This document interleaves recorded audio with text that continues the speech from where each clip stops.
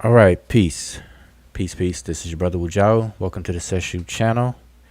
For those who may be tuned in already, and I need to actually turn off this feedback here. All right. So, we're live Saturday, June 22nd. It is definitely late. Just decided to go live. Peace to Gary Hart. First one to show up. Appreciate it. Yeah, so again, this is your brother Wujao coming live. Also, Sanet Imiket. We're both here in the building. We're outside. Peace to the brother Donnie as well. Peace to everyone who's tuned in as soon as we go live. This is totally impromptu. A lot of our shows, if you haven't noticed, are pretty much impromptu. We kind of go live based on free time, and then subject matter and things like that. Then we have planned live streams that we do, and planned or actually uploaded videos where we share information. But tonight, wanted to go live and just have a discussion on the limitations of lookership. Now, we've discussed this topic maybe like 8 to the 10th power of times under different names and titles. We've been talking about the same things over and over and over again. And sometimes repetition is warranted. It's good to do. It's actually necessary. Redundancy and repetition, both of those are sometimes necessary. And then sometimes they could be detrimental, to keep repeating things over and over again. So it depends on what the situation is. But these conversations, in this context, they're necessary sometimes. And no matter how much we talk about them, it's kind of hard to describe it in different ways. If you notice, we have the same conversations but under different titles. Like tonight, the title of this discussion is The Limitations of Lookership. But as we have this discussion, you're going to see that what we're talking about, we've talked about before. But maybe it's a case-by-case basis where emphasis will be placed on different areas of the conversation. And like I said, sometimes it's necessary, and sometimes people may have never heard of the previous conversations. People may be new to the channel. People may be new to myself or Imiket and things like that. So, it's necessary to go through these things. And then also, it's a challenge for us to address certain issues without getting caught up into the negative or dramatic aspects of those issues that other people are involved with. So we have to kind of tread lightly, have one foot in, one foot out kind of situation. It's almost like, for example, I was accused, and I'm just talking, kind of giving people a chance to tune in who are going to tune in. So again, shout out to, let me actually turn on the chat so you all can see the chat that's going on for right now. Yeah, shout out to everyone who's tuned in. I see we have Thurman Meredith is tuned in. Peace and greetings. Peace and greetings to Philitentus. Peace to Donnie. I think I already gave Brother Donnie my greetings. Philitentus says, can the next video be the limitations of scientism? That's a good topic. Maybe you can shoot me some bullet points under that. So if you can do that, that would be appreciated, and then maybe we can move on that and have a discussion about that. So, and that's to Philitentus. Let me just highlight his comment. Yeah, so if you want to have, I'm always open for suggestions on topics. Now this channel, the Sesh Mighty Meta Netcher, our YouTube channel, we are our focus of importance is on the language of ancient Egypt, all aspects of the language, and by way of the language, the culture. Okay, so I say that because we're always open for suggestions on topics to cover, but we kind of want to keep it into the scope of what this channel is about.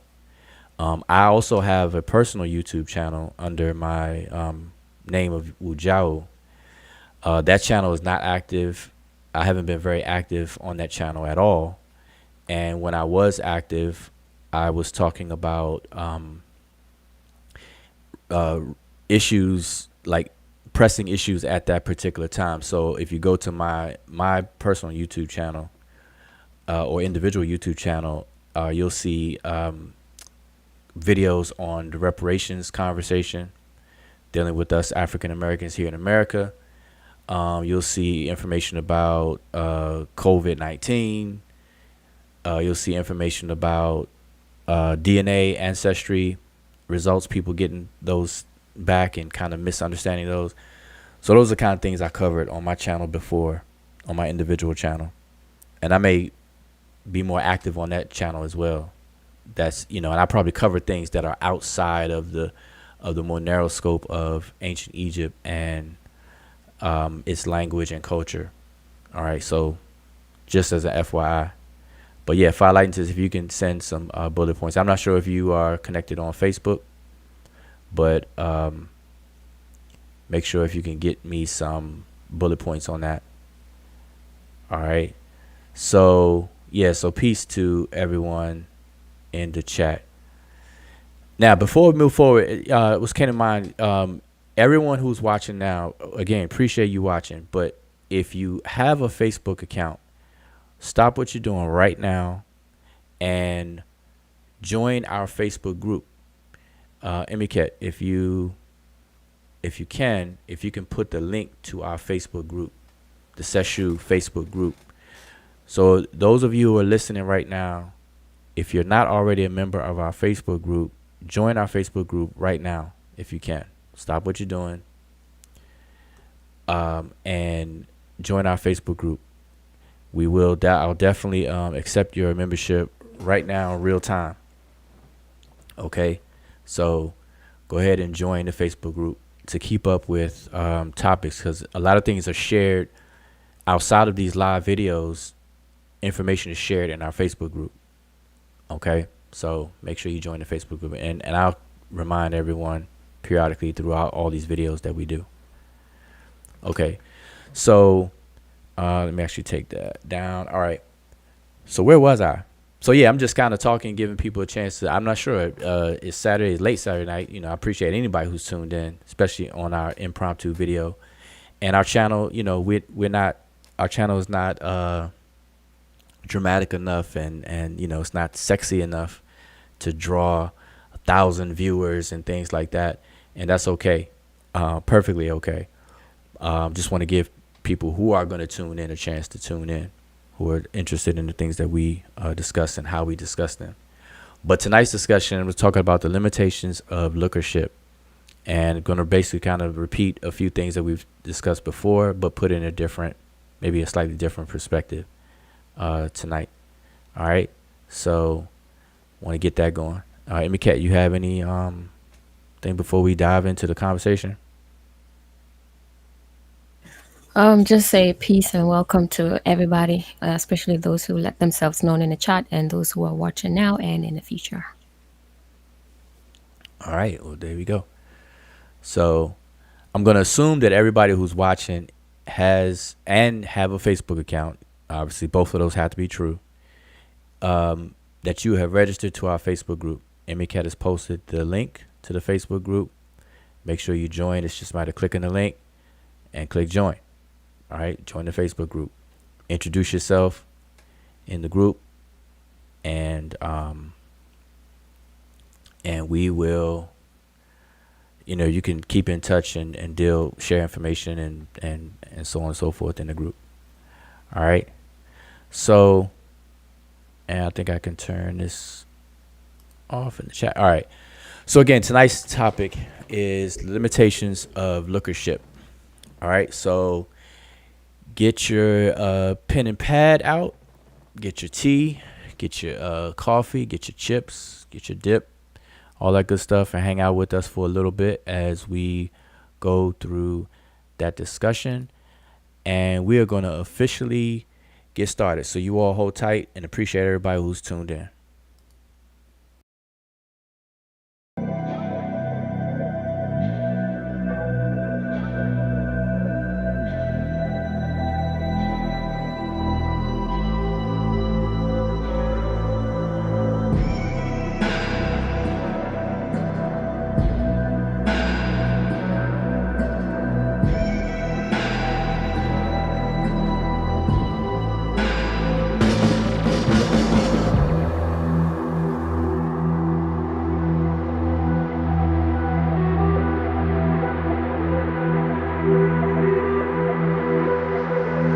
This is the irony of it all, and this is the trap.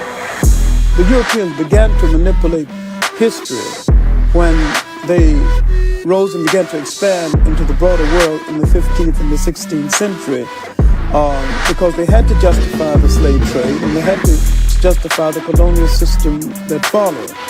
And modern racism has its incubation in that period. You cannot enslave a man and say he's a human being, but he has humanity. Black people have never written any definitions of race, any definitions of what a people. They have never said that these people with these kind of traits belong here. Because modern racism had its development in the pseudo-scientific development of intellectual Europe after the 15th century. And they began to say that certain kind of people belong to certain kind of race, and they created the concept of race and racism itself. You're saying, in essence, that there's no such thing as a race. Oh, I maintain that race is the phoniest issue ever invented by the mind of man. European invented it, developed the concept of race. There's really no such thing as a race because nature created no races. Race is a man-made thing. Could we say that being called black was a political term? It's a political term and a term which indicates our self-awareness at this juncture in history, and I think we really need it. We need to really bathe in blackness for a while, but I wish we'd get the bath over with and go on to something a little more important. We need to really bathe in blackness for a while, but I wish we'd get the bath over with and go on to something a little more important. Black in itself is not an ethnic term. Black tells you how you look, but it don't tell you who you are. We are essentially an African people. Wherever we live on this earth, we're essentially an African people. And we relate to the millions of African people throughout the world, including the uncounted millions of Africans in Asia. The word Afro-American or African-American would probably be more appropriate and more honest and more in keeping with what we actually are. Because all of us are not positively, physically, real jet black. And so the argument now sometimes is between the supernationalists and the mild nationalists and blacker than thou. When blackness is a state of mind, a state of attitude, a state of approach to things that can exist in almost any of us, including from the blonde black person to the jet black. And the jet black can be traitors, and they can be patriarchs, they can be a whole lot of it. See, we've been everything in history from saint to buffoon. We are complete people, and we need to start looking at ourselves as a complete people. And I think that once we convinced ourselves that we're black and beautiful, we'll stop saying it and just go ahead and be black and beautiful and release a whole lot of energy for more important things. Could we say that being called black was a political term? It's a political term and a term which indicates our self-awareness at this juncture in history, and I think we really need it. We need to really bathe in blackness for a while, but I wish we'd get the bath over with and go on to something a little more important. All right. So again, peace and greetings. This is your brother Wujao Meneb Erimaat, along with Sanet Emiket Aku Kinshaya Kinyi. And we are live. So appreciate everyone who is tuned in.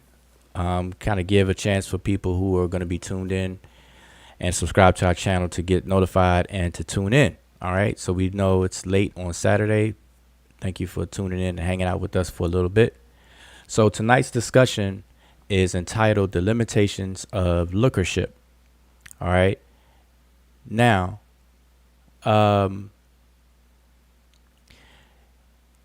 I was saying before we played that intro, a lot of the topics, well, not a lot, but quite a few times on our channel, you'll see that we'll revisit topics under maybe different titles. And as I was saying, redundancy and repetition serves its purpose, and it's necessary sometimes, and in some cases. In other cases, it could be detrimental. To have to keep repeating yourself over and over again can be detrimental, and sometimes it could be very useful. In such cases where people are new to the channel, new to us, may have not, have heard of previous conversations or not familiar with, or the title of older videos may not grab them or may not be suitable for whatever they're looking for. So I understand that. And so from time to time, we have to kind of reiterate these things. And then I was saying before also, it's a challenge for us to have these discussions on certain topics without finding ourselves getting involved with the drama and all the negative baggage that comes with these conversations that are done by other people and other YouTube channels. So that is a challenge because, for example, just I believe yesterday, I was accused of contributing to the circus community, what I call the conflict community, circus community, etc., because I addressed these topics, or I have addressed these topics. And that, to me, that's an unfair and unfounded accusation, because in an analogy that I gave the brother that made that claim yesterday or whatever, is that of somebody who's cleaning a room, a dirty room. Like, if you are in a room to clean a dirty room, that doesn't mean you're contributing to the dirtiness of the room. You're there to clean it up. And so that's how I view our participation in some of these conversations. We're present and accounted for to clean up the pseudo-ness, the misinformation, and just the outright just silly, bogus things that people claim and say about certain topics without adding to it. We're trying to do our best to clean things up and to share information and correct things and point people in a direction where they can do further research, et cetera, et cetera. So that's been challenging, and it's just unfortunate that people with narrow minds would kind of try to characterize our involvement in these conversations as that. Okay, so now with that being said, again, appreciate everybody who's tuned in to the channel. All right, and I will do my best to interact with the chat and everything, and even open the panel up. All right, because when we have these open discussions, it's open discussions for a reason. But anyway, I want to dive in first, though, to the limitations of lookership. So give you a backdrop on lookership. So as you can see, this big picture that's on the screen, right? You see these different people on the screen. And actually, what's interesting about this picture, this is like a side note. This image, hold up, let me make sure I can see it real good. Okay, I know you can see my cursor over here. This image is this is just random people. Okay, I just picked this image because of the topic that we're gonna get into. But this is these are just random people. But what's interesting about this picture is that each pair is an AI generated image and then the real image of the person. And so it's interesting because you can't tell that it's AI generated. If I probably didn't say that to you just now, unless you're the person who created this this montage of images, until I just said that, you all probably did not know that one was a real picture, other one's AI generated, or you assume that these are relatives of each other. Because like these two pictures, they look like brothers, but not, you wouldn't think AI generated versus an actual picture and whatnot. You probably think that they're just related to each other and whatnot. So, and that alone speaks to the conversation about lookership. All right, the limitations of lookership. Now, so what do I mean by lookership? And and lookership as a whole concept, I'm sure you all have heard about it. Just the same way you heard the word pseudo. The word pseudo is used everywhere on YouTube and on Facebook. Well, the same thing with lookership.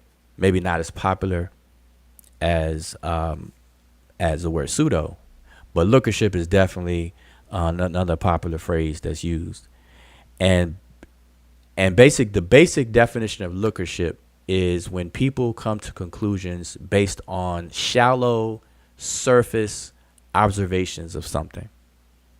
Shallow surfacey observations is lookership. When you look at something and you made your mind up, you came to your conclusion.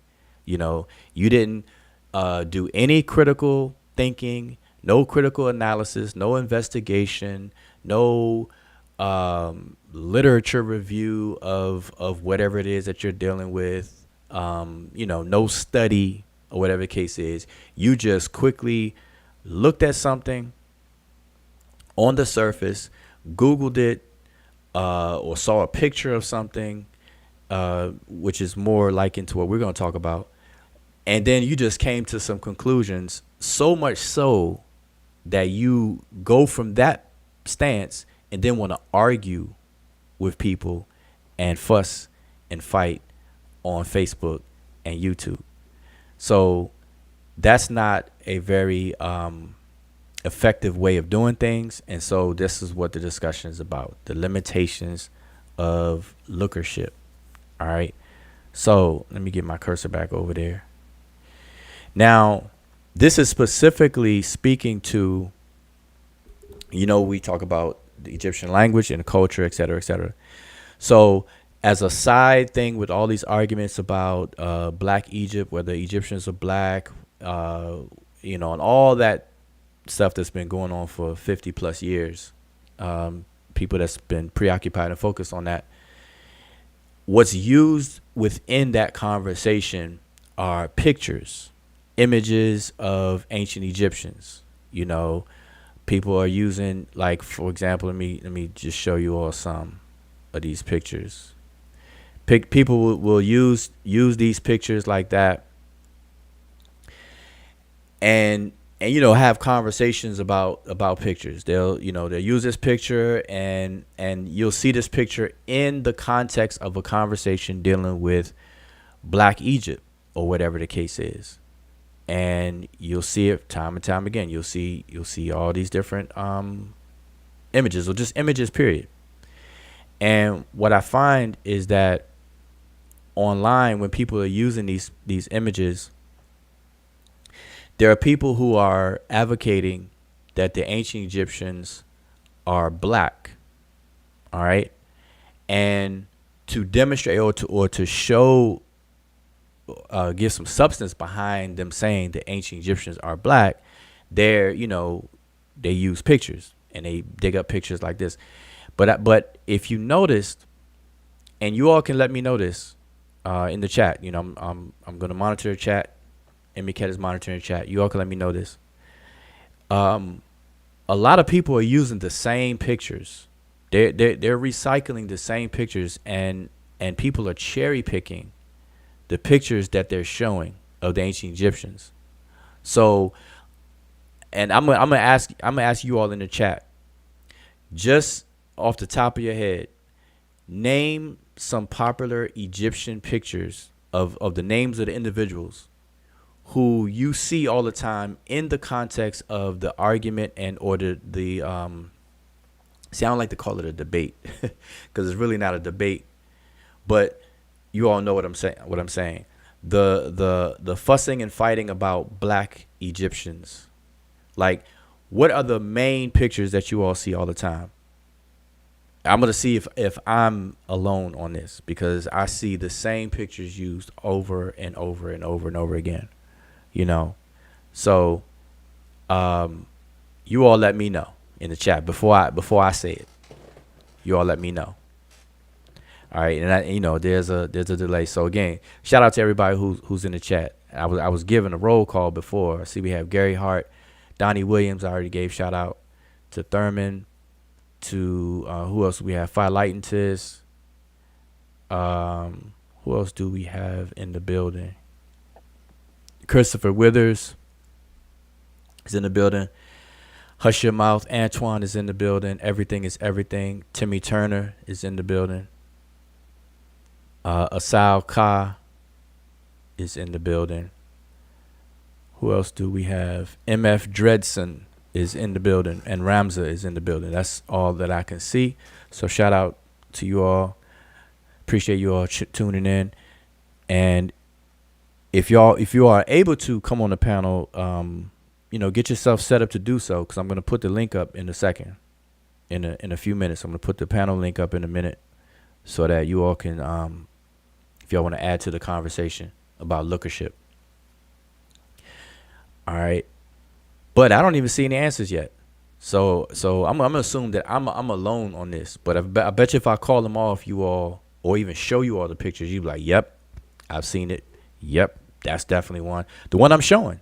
So let me start it off. This is a picture right here that I'm showing of Ahmos Nefertari. She's painted jet black. All right. She's painted the color Kim, black. Her hair matches her skin, her hands, everything. She's black. She's even black up under the garment that she's wearing.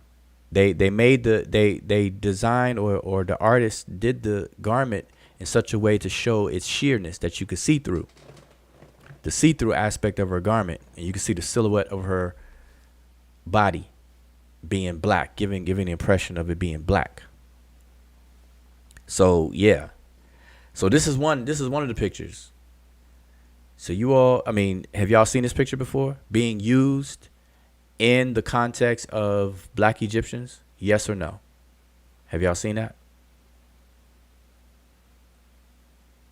Yes or no? So y'all let me know. I'm gonna turn on this chat so I don't have to keep looking in that way. So yeah, you all let me know. Emicat. I know Emicat has definitely seen it. She's seen it as much as I've seen it. Used over and over and over again. What's another one? What is another one? The one I showed before.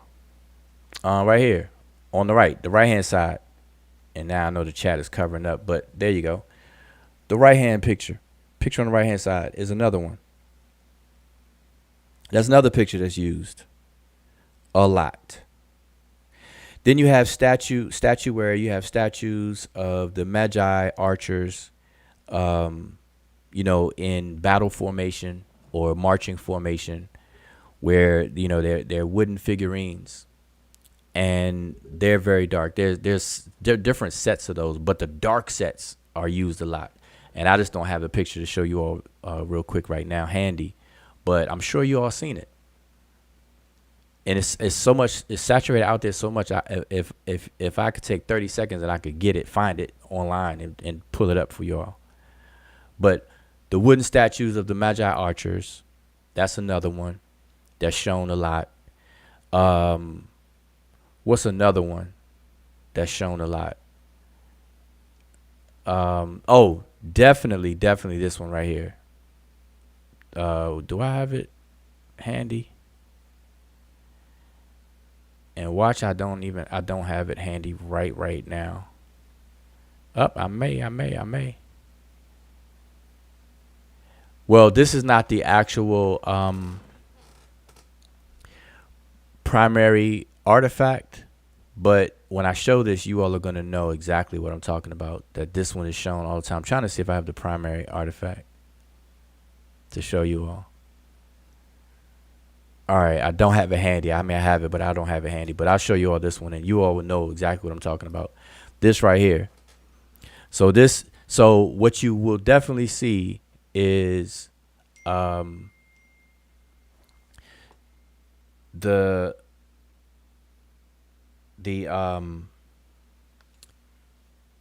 tomb of Ramses the Third. You know, the images from the tomb of Ramses the Third. That specific tomb where the Remich or the ancient Egyptians are the four individual figures of the Egyptians are matching the four individual figures of the Nehisiu, aka Nubians. People like to call them Nubians. They look identical in that particular tomb and only in that particular tomb, and people will show that all the time. So you all let me know. Am I the only one that see these things, or are you all also familiar with it? But yeah, so that's another one. So all of this is dealing with lookership. Now, the reason why people are using these, and you know, I can show many more that I just don't have handy to show quick enough. I don't want to make this live stream too longer than it has to be. But all of these different pictures that people are showing are forms of lookership, and that's the highlight. That's the focus of today's mindset, where people are identified by how they look, and that emerged as a modern social construct. Okay, today's judgments and borders of how we identify people is very, very polarized into the modern social construct of race. All right, that's how we do things today. That's how we grew up, and that's been burnt into our minds, our psyche. But that is not how people are determined.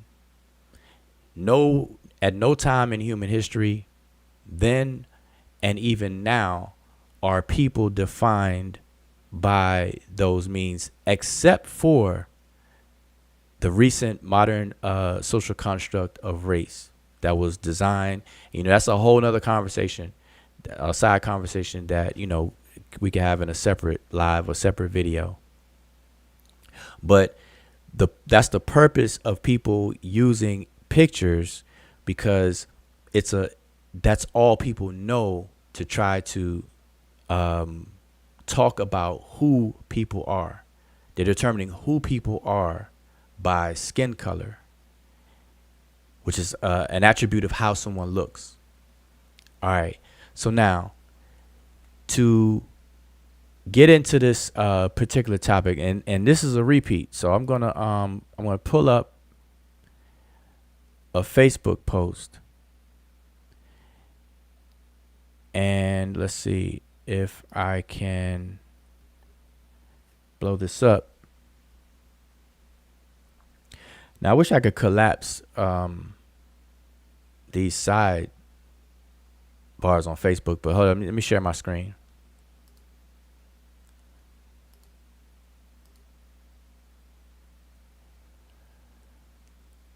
All right. I'm going to share this.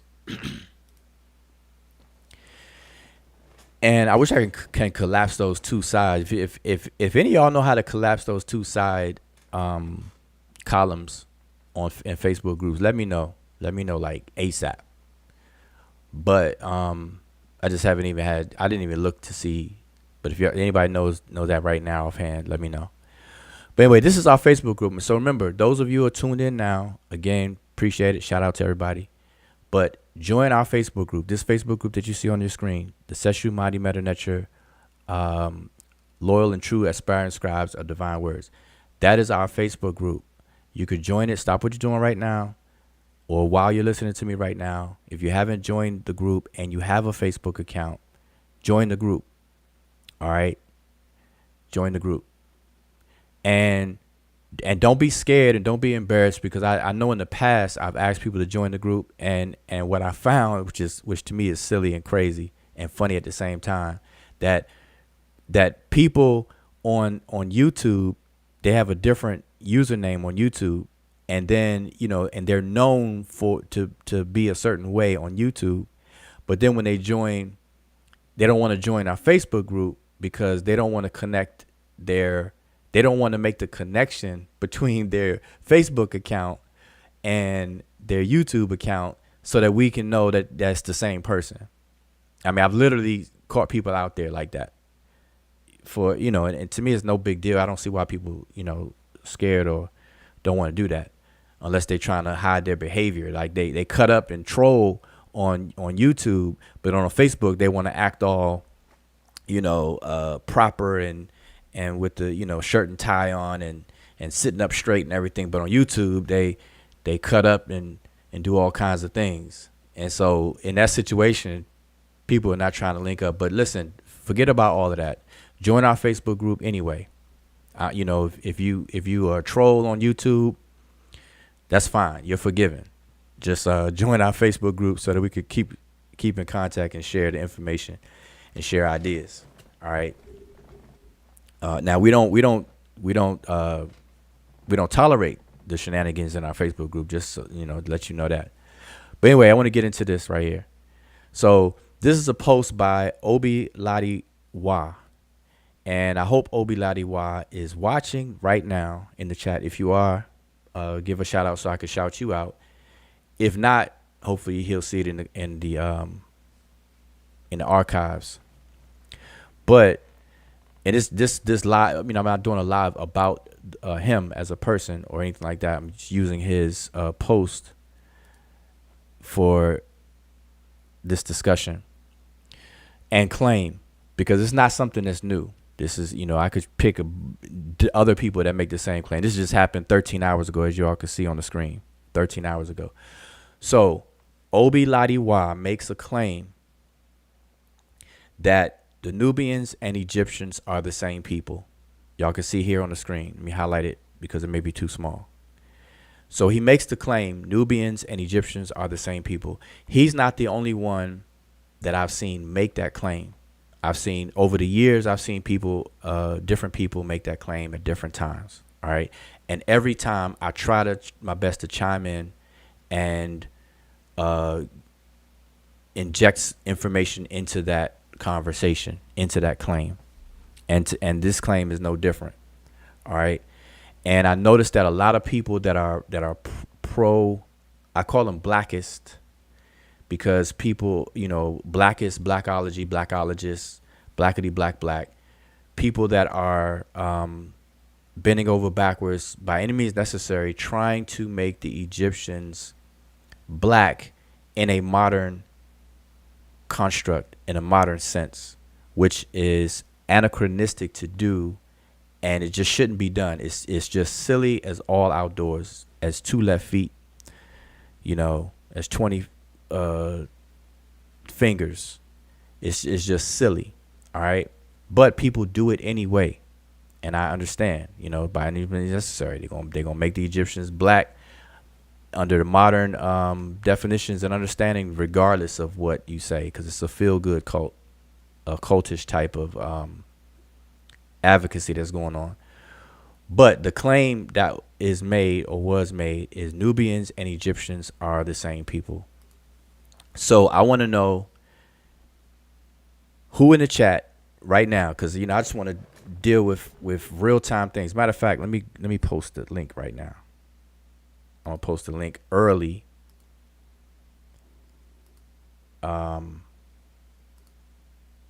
Early, and post the link. That is the link to the panel. That's the panel link, and I'm gonna pin it if I can. Yep. All right, so the link is pinned. So at any point in time, you can click the link and come on the panel if you don't feel like typing in the chat. And it's kind of better flow that way. But what I want to know from the chat is this claim that's made by Obi Ladi Wa. Who in the chat right now agrees? So let's do it this way. Press 1 if you believe that the Nubians and the Egyptians are the same people. Press 2 if you know them to be distinct people. All right, let's do it that way. Press 1 if you believe that the Nubians and Egyptians are the same people. And press 2 if you understand the Nubians and Egyptians to be distinct people that engage one another and have relationships with one another and so on and so forth. Or do you believe that they're the same people? I want to see something. All right, so Watch everything and everything. Say 1 and 2. Let me, everything. If you could come on the panel, that'd be good to explain. Torah 60 said 2 because of Chief X.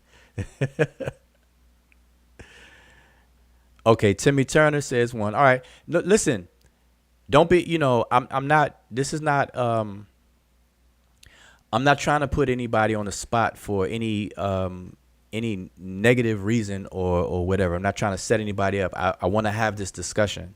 All right.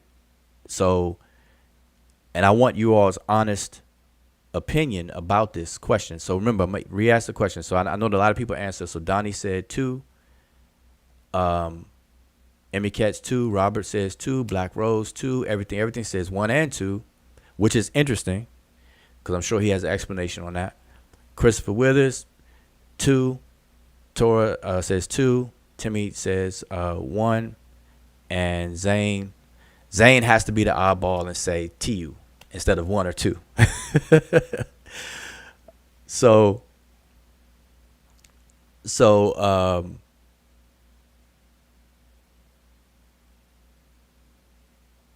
again, let me just repeat the question for those who didn't answer yet, because we have 30 people watching. All right, and I've seen some of the answers right now. And if you can answer in the chat. If you're on your phone, just type. That's why I say 1 or 2. You don't have to type any words. So again, here's the question: Obi Ladi Wa, and he's not the only one, but when I want to address a claim, I want to address the claim and the person who made it. So I'm not trying to do this to isolate Obi Ladi Wa as if he's the only one to make this claim. Okay, so I want to make sure that's understood. This claim is made by a few people that I've seen over the years. Okay, but the claim is that the Nubians and Egyptians are the same people. That's his claim. So my question is, press 1 if you agree with that and you see the Egyptians and the Nubians as being the same people, or press 2 if you see them as distinct people, but 2 distinct people that had interactions with one another and so on and so forth. All right, so that's the question that I asked earlier. So I see some of the answers that are already given.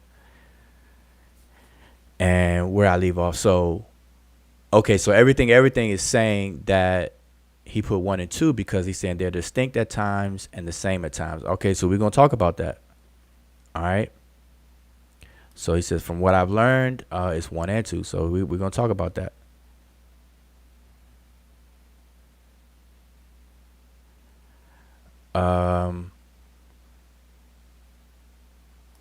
So Christopher Withers says he has not seen a text. Yeah, I think he's probably typing on the phone because he said I have seen, but he said not seen after. So maybe he can clear that up a bit. And Ramza is asking what error. So to clarify, to answer your question, Ramza, I'm asking about period. The entire ancient Egyptians' existence, 3,000 plus years. Okay, 3,000 plus years. When Egypt was formalized into a kingdom of Tawi, that we know as Tawi, that we know as Khenu, that we know as Idebwi, that we know as Tameri, that we know as Kemet, all those different names for this kingdom we're talking about. That's why I'm just saying ancient Egypt, so that people don't get confused about the terms. A lot of terms people are not familiar with. Okay, so Sawa says 1 and 2. All right, we're gonna talk about that. So there's 2 people that say 1 and 2. All right, so let's move the conversation forward. All right, so that's enough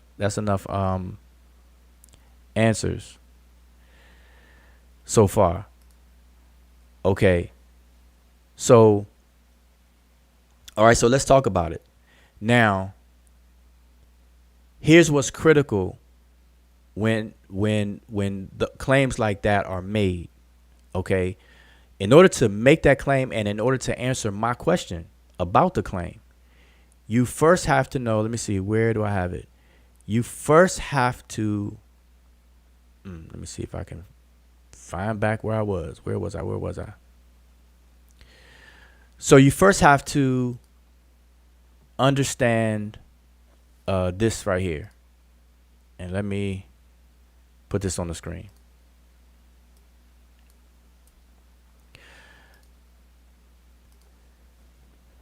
I'm gonna have to move the chat away. So this is the first thing that has to be addressed.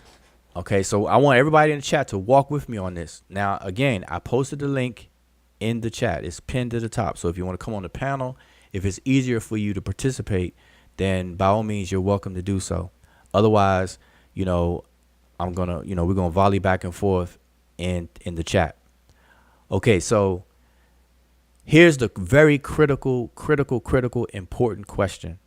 The question of all questions when having these discussions. All right, when people are making these claims and the claims are being discussed. Okay, so the question is, what makes a people a people? Okay, that's the new question. What makes a people a people?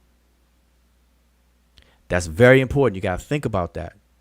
What makes a group of people that group of people?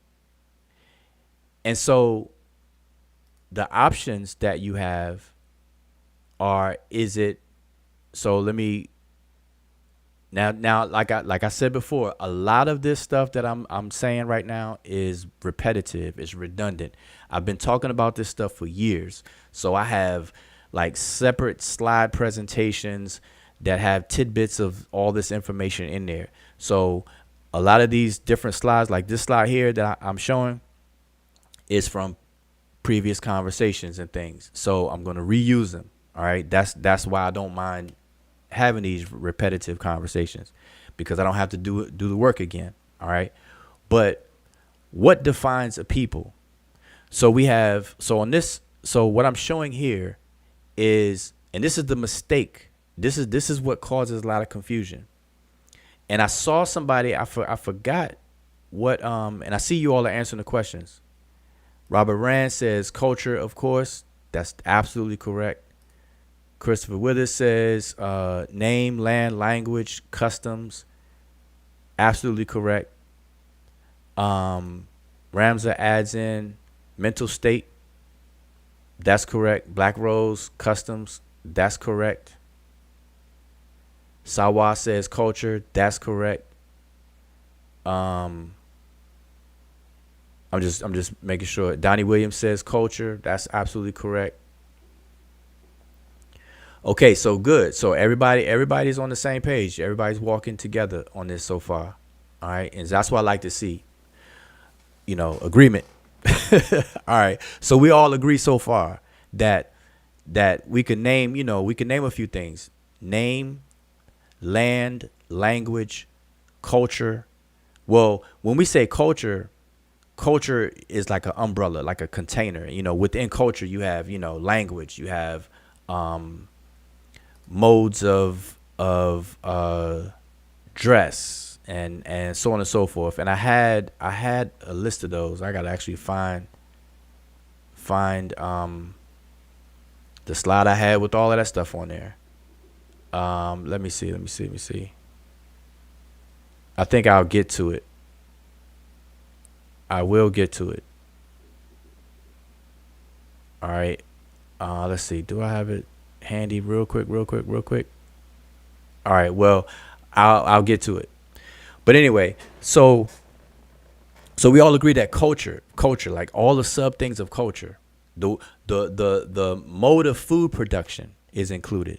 Your weaponry, how you defend your collective identity, how you defend that physically, so your mode of weaponry, your language, and language is probably the at the top of the list, because it's still true to this very day. Language is a major piece on the chessboard of identifying people. All right, it would be if it's not number one, it's definitely number two. But it's my belief that language would be number one, among the other things. Okay, so language is key. Two people that speak two different languages are automatically seen as two distinct people. Okay, two groups, I should say.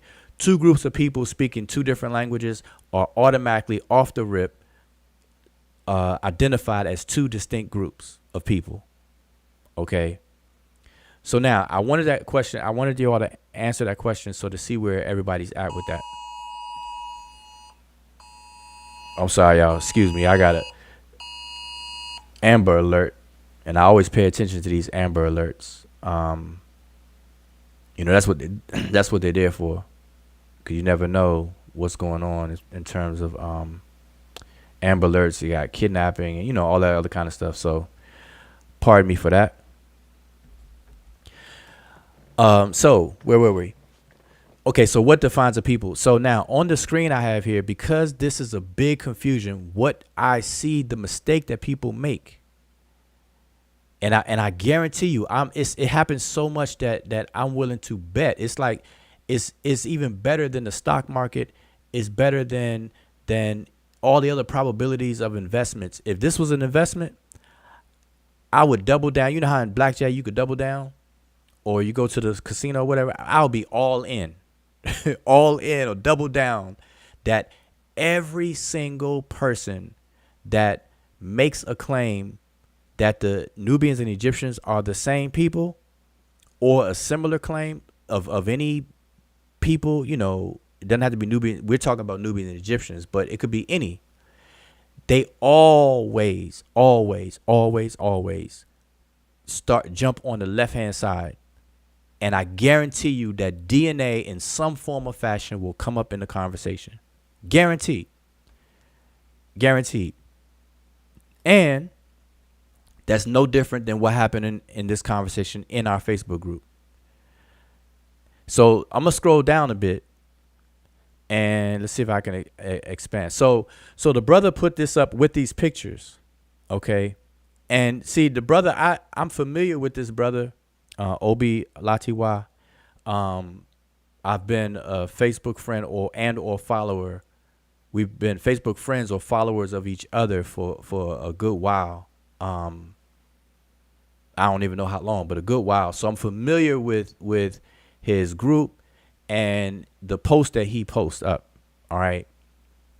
And they're all very, very similar. They're all, to me, in my opinion, and I told him this straight out, because, I like to be straight with people, that I view him as a blackist or blackologist that's focused on blackity black.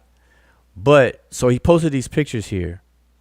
And so I because this has come up so many times, Nubians are Egyptians are the same people, I addressed it.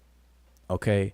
So if you all are familiar with me on Facebook, you know that whenever I post a comment and I'm addressing somebody's claim, I always quote the exact claim that I addressed. That's just been my history ever since I joined Facebook. Like, I've been on Facebook since 2009, I think, or whatever. And I've always done this. This is a personal preference and style that I do for several reasons. And one is funny, because I do this because in the past, when I get into a back and forth argument with people, when people lose an argument, they'll delete their comments. Like, people do that. And I'm sure y'all seen it or experienced it yourself. People on Facebook, I haven't seen it as much as I used to, but people will delete their comment to try to hide the fact that they were wrong about something. So in that sense, I quote on my comment, because they can't delete my comments, obviously. So I quote the comment that they have verbatim what I'm addressing. So if they delete it, then people who read the conversation, they can see something not right. Okay, so that's one benefit of me doing that. But I like to be real clear. That's the main reason. So anyway, I quote what he says. Nubians and Egyptians are the same people. I start off by saying the short and skinny, this is false. Period. That's just it. It's false. Then I go on to give an explanation. I say this misinformation stems from a gross oversimplification of the various people in ancient Egypt and ancient Sudan. We've covered this many times in the group and in videos on our YouTube channel. All Nubians, and I put that in quotes for a reason, but all Nubians are not even the same people. And that's what people don't understand either. So just a quick poll. A quick poll. I got a question for the chat. A quick poll. How many of you all, okay, press 1 if you think, even among what scholars call Nubians, do y'all think that all Nubians are the same? Or press 2 if you already understand and come to know that not all Nubians are the same, even among this category that's called Nubians. So 1, if you believe all Nubians are the same, and then 2, if you understand that that there are distinct people that are all put together called Nubians. All right, so I see we got some answers. We got Emmy Cat is 2, Chris 2, Donnie 2, everything's 2, Sawa is 2, Zane is 2, Sadiq's 2. Peace out to Sadiq. Ramza is 2, Asal 2. I got Nubian fam and friends. Okay, good.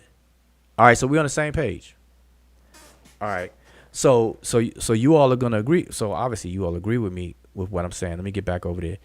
Hold on. I wish I could blow that up some more. I wish I could collapse these two left things. This is like real small. So anyway, I'm gonna read it to y'all. So that's the point I make. I first tell him that all Nubians are not even the same people. And then I go on to say the term Nubian is problematic because it's a term used to replace the term Negroes, which was used to generalize people south of Egypt without consideration and respect of distinctions between the people. Negroes was a translation of the Egyptian word Nahisiu, which the Egyptians called the region to their south. So in case you all don't know, anybody in the chat who don't know, that the ancient Egyptians called the region, the territory south of their southern border, they called it Ta-Nehisi. And they called all the people in that area collectively, as a general term, Nehisiu. Okay, so everybody south of them were called Nehisiu collectively. But then the Egyptians identified and understood the distinctions among the people that were south of them. They had independent names for these people, and that's what I say. I continue on. I say the region of Nehisiu, aka Ta-Nehisi, consisted of various distinct people. For example, you have the Irchet, you have the Yam, you have the Magi, Wawat, you have the Sechu, you have Kush or Kash, etc. And I'm sure you all are familiar with those terms. By now, you should be. Especially the Magi archers. I'm sure you heard of Cushites. Okay. The other ones are not as popular, but you can look those up. Irchet, Yam, you have Iram, Irchet, Yam, Magi, Wawat, Situ. You have even Innu people. I don't have it listed on this Facebook post, but I'm just naming a few more so that you all can look those up. Those are distinct people collectively from a territory the Egyptians called Ta-Nehisi. Therefore, they are Nehisiu by demonym. They are people who dwell in the region of Nehisi. Okay, but they have ethnic names that you see that I mentioned. So that's what I'm telling this brother. I'm telling this brother not even all the Nubians are the same. So to claim that the Nubians and the Egyptians are the same people is doubly flawed. I mean, it's just flawed all the way around. So So that by itself will show that that's an error. That's a flaw to make that claim that Nubians and Egyptians are the same, because all the Nubians not even the same. Okay. So then I go on and say it's very important to learn what makes a people a people. And that's what we're having a discussion tonight. There are many books on the subject in general and books specific to ancient Egypt. For example, and I give him a title of a book, which is Ethnic Identities in the Land of the Pharaohs, Past and Present Approaches to Egyptology. That's a book that we actually read together, and we did a book review on it. We went through a whole book club on it 2 years ago. All right, maybe 3 years ago now. Definitely 2 years ago. So now I go on to say oversimplification and disregard for the harmony between distinct realized ethnic population is an old Eurocentric trait that is going through correction via ethnological studies. So what I'm saying here is that early scholarship among European scholars, they are the ones who used to oversimplify people, especially Africans. They just lump all Africans in these major groups. Case in point, and y'all can check me on this. I'm gonna give you for instance, when it comes to African languages, there are thousands of African languages on the continent that's spoken on the continent of Africa. When in the 1960s, when the African languages started to be grouped and classified, they did shabby work on trying to see which languages are related to which other languages. And we can have a whole conversation on that. Matter of fact, we plan to. I'm going to get with Asar Motep, and we're going to have a discussion on that to revisit that conversation. But my point here, as an example, is even when it comes to the languages, y'all heard of a language grouping called Khoisan.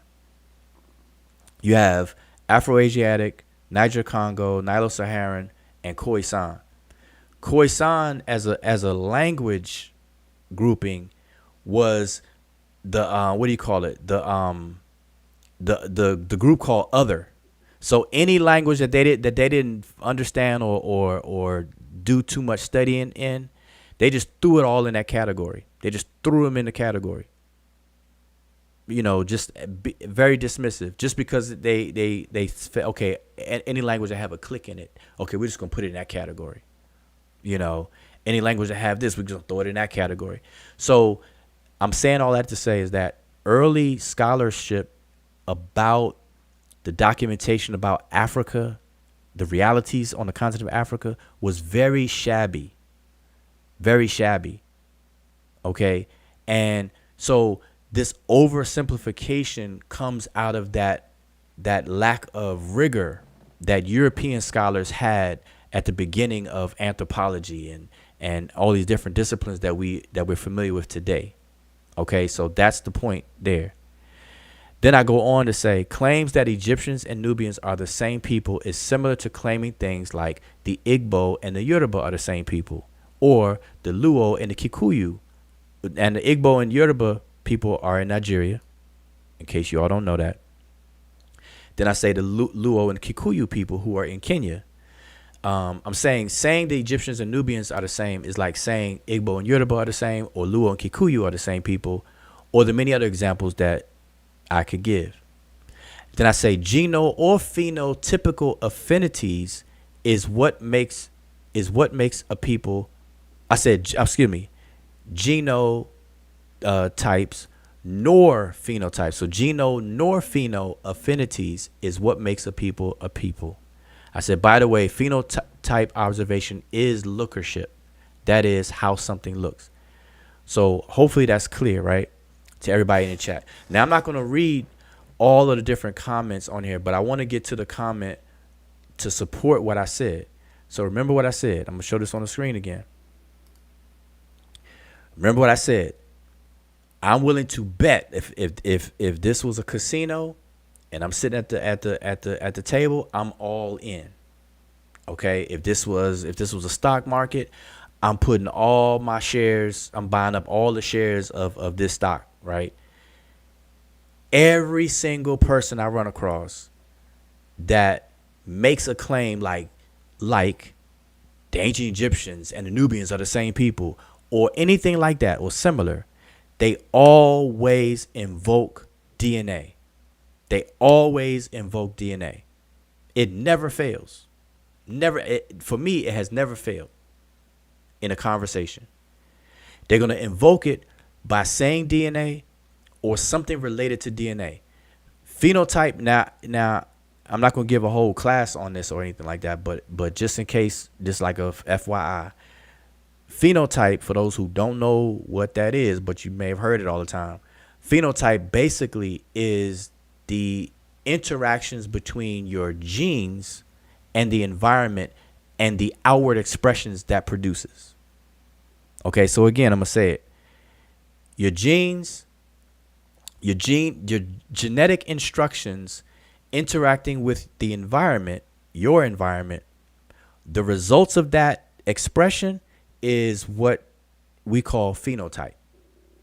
Okay, that's in a nutshell. Now that's not a textbook definition, so don't hold me to it. But I'm just giving you a short and skinny of it. So when somebody says phenotype, they're invoking DNA.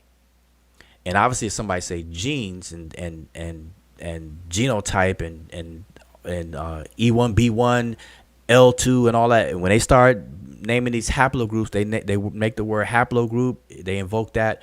They're invoking DNA, okay, which is biogenetics, which is a field of anthropology, biological anthropology. Okay, you have biological anthropology, and then you have cultural anthropology. So remember that. Biological anthropology, cultural anthropology. So what defines a people falls under which side? So that's a question for the chat. Because I'm trying to keep the interaction with the chat. So here's the new question. The question of what defines a people, is that question dealt with through biological anthropology or cultural anthropology? That's the two options. When you want to investigate what defines a people or how people are defined, is that done through biological anthropology or cultural anthropology? All right. And if you all want to type all that out, type 1 if it's cultural anthropology. Type 2 if you believe that it's biological anthropology. Or just say cultural or biological. All right, so I see everybody saying so far, Mr. Metro, peace to Mr. Metro. If I haven't shouted you out before, if I see you for the first time, I'm going to give you my greetings. So we have culture. We have 3 answers to culture, 4 answers to culture, everything to everything. Emiket, that's 5. All right, I'm just trying to keep the conversation going. All right, Asal Ka says 2. Wait a minute, Asal Ka. So when you say 2, because I don't want to confuse, are you saying 2? So you're saying what defines a people is done through biological means, and not, I mean, biological anthropology or cultural anthropology. So I want to clarify that. So that's to Asal Ka. So I was only saying 1 or 2 if people on the phone, making it easy for you, but tell me biological or cultural. All right, do that because I want to make sure. But so far so good. But Asal Ka, I don't know. Okay, Asal Ka says I would say both. Okay, well let's get into that. We gonna say both because we gonna find out which one it is. All right. Okay, he said if I have to choose one, it's biological. All right, we're gonna explore that. Now I'm gonna say out front that that's wrong. That's incorrect. It's not biological. What makes a people a people? Okay, so I'm just gonna say that at the gate, but we're gonna unpack that. All right, but everybody that said cultural, that's the correct answer. Okay.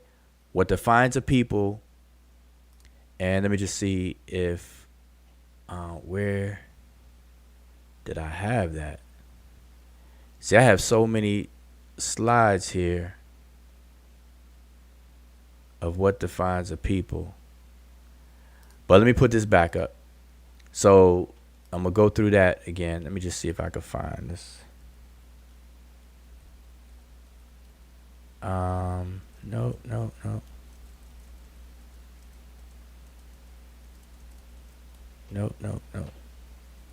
All right, just trying to see. No. Oh, it is elements of culture. So that's what it was. I do have it here.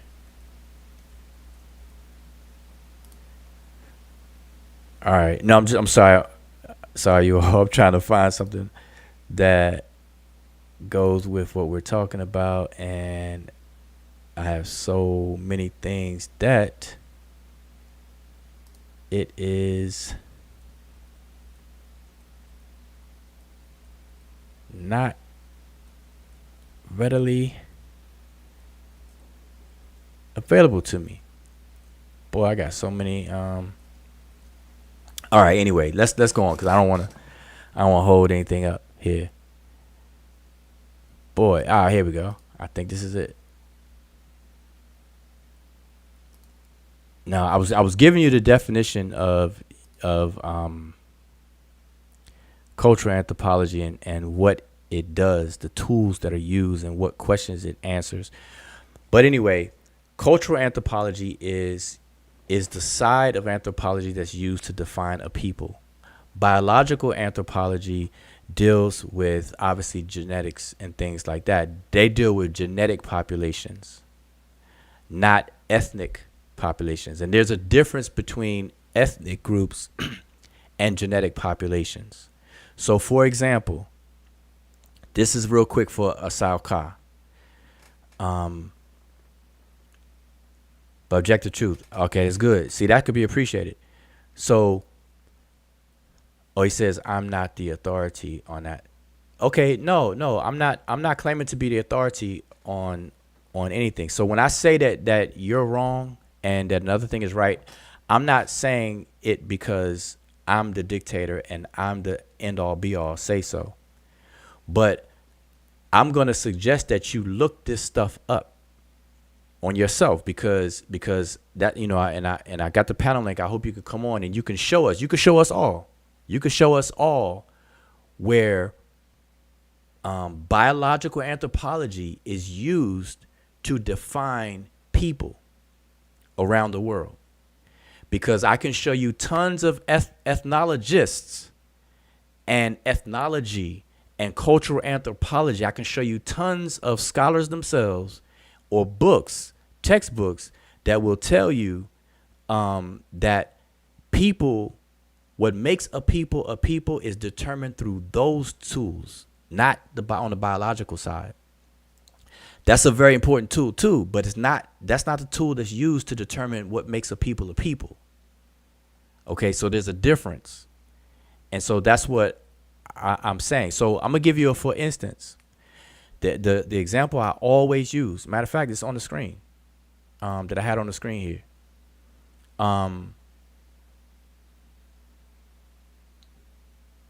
If that's still showing on the screen, what defines a people? Why is that showing? It didn't switch over.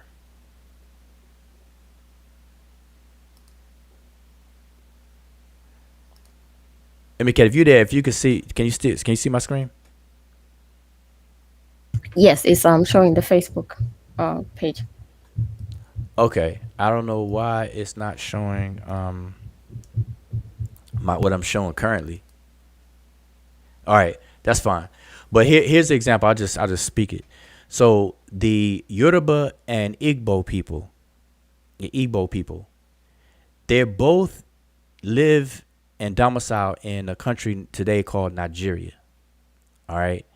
They both are of the same genetic population on a biological level. They share a lot of DNA among each other, so much so that they're categorized within the same genetic population. All right. So I hope everybody follow me on that. But just because they're of the same genetic population, that does not mean that they're the same people. They're two distinct people. One is Igbo and the other one is Yoruba. And they themselves see them as such. Yoruba people do not identify as Igbo. Igbo do not identify as Yoruba. They are distinct people. They speak different languages. They have different customs. Now, obviously, there are some things that can be shared, just like anybody on the planet can share different, cultural items and things like that. But they are distinct people. So these are two on a level of ethnicity. These are two distinct ethnic groups, Yoruba and Igbo. But on the biological side, or on a biological level, they will be considered in the same genetic population. So again, what makes a people is an ethnic concept, not a biological one. All right? Because if it were biological, because see, that's not how the world operates. That's not how humans engage and interact with one another. People don't interact based on biology. Everybody from ancient times until modern times, until to this very day, people are operating off of the emergent social construct of ethnicity and culture, which is a container for it. Okay? Ethnic group engage and interact with other ethnic groups. There's no thing going on where a genetic population is interacting with another genetic population like that. That's not how the world operates. That's not the reality in the world itself. All right. So, and Timmy Turner said, "You just lost me." So explain, how did I lose you? So, break that down. How did I lose you? And like I said, the panel link is in the chat. But I don't know why or how my screen won't change. So Okay, while you're trying to figure that out, go ahead. I'll just let people know just by me as an example, because everybody knows I'm from Kenya, and I've let everybody know I am from the Luo ethnic group, right? But and that is actually considered a Nilotic group.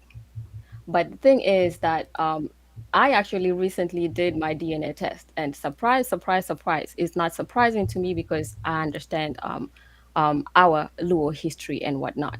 But surprise for the people who are actually confused about biology and culture, my DNA test actually would lump me with a Bantu group of people because majority of my DNA is shared with Bantu, Eastern Bantu groups of people, and there's very minimal Nilotic.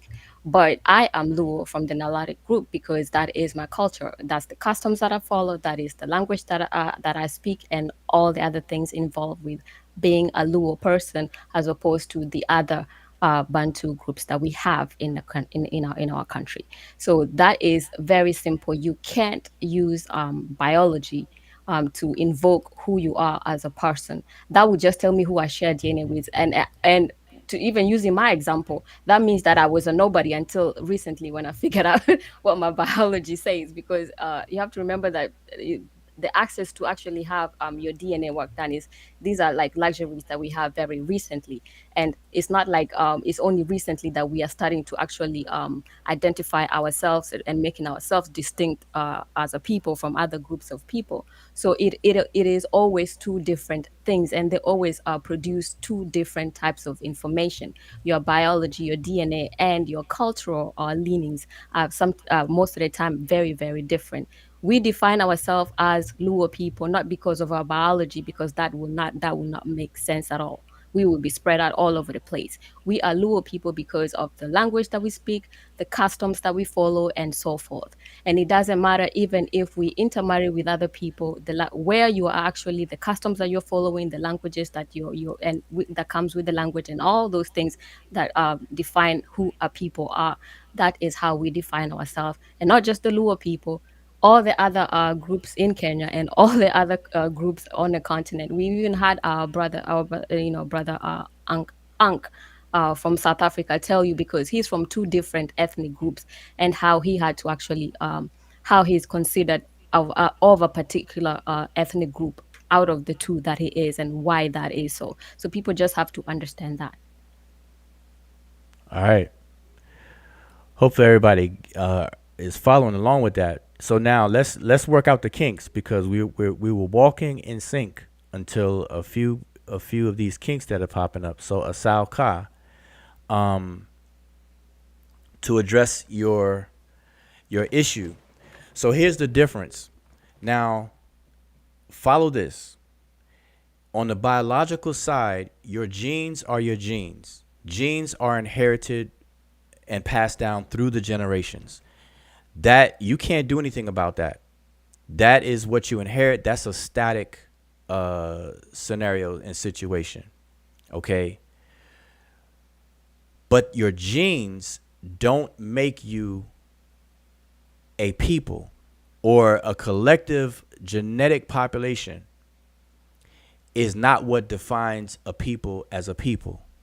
No, same thing with language. There's no gene in the human body that codes for what language that you're going to speak and what customs that you're going to practice and so on and so forth. That's not how genes work. It don't instruct for that. Okay, what defines you as a, first of all, we have to understand what is identity as well. You don't identify by your genes. Identity is a social construct. It emerges in the psyche of a people. And what emerges is a sense, is a concept of self versus not self. As an individual, and then as a group, it's a collective self awareness versus an others. So when you become part of a collective, you are separating you're a member of that collective, and then you're not a member of other collectives. That's called ethnicity. So one ethnic group is distinct from another ethnic group based upon that, not genes. I just gave the example of the Yoruba and Igbo. Yoruba and Igbo are distinct people, but they are both of the same genetic population. But they're two distinct people, and you have to understand what a people is. Okay? That's where people are getting confused at. The understanding of what makes a people a people. It is not your genes. It's not your genes. And that has to be understood. All right. Your genes tell a totally different story. Your biological makeup, your genomic sequencing, and all that other kind of stuff, that informs you of something else. But that doesn't make a people a people. It doesn't. And this is what people have to understand. And I said this, and you have to, and I mean, people are going to have to start studying or researching. Biological anthropology answers a certain set of questions. Cultural anthropology answers another set of questions. The question of what makes a people is handled on the cultural anthropology side, not the biological anthropology side. That has to be understood first. If people don't understand that, then you're going to be confused and always have a problem. All right. So I want everybody to get there first and understand that. Okay? Because if people are trying to make an argument that it's the genes that make a people, then what you're saying is Igbo and Yoruba are the same people. And that's not the reality on the ground. That's not how the world ever operated. That's not how the world operated. Because here's the thing. All human beings, now let's get very technical for a second. All human beings have a common ancestor. All Homo sapiens sapiens who are alive today, walking the earth today, all human beings trace their ancestry back to the continent of Africa. But no one would dare ever say that all human beings are the same people. Biologically, all human beings ultimately have the same ancestry. Biologically, ultimately, all human beings have the same ancestry. Ultimately. But anthropologically, cultural anthropologic studies and how we describe people, everybody on the planet is not the same people. Let's just stick to the continent of Africa. All Africans are not the same people.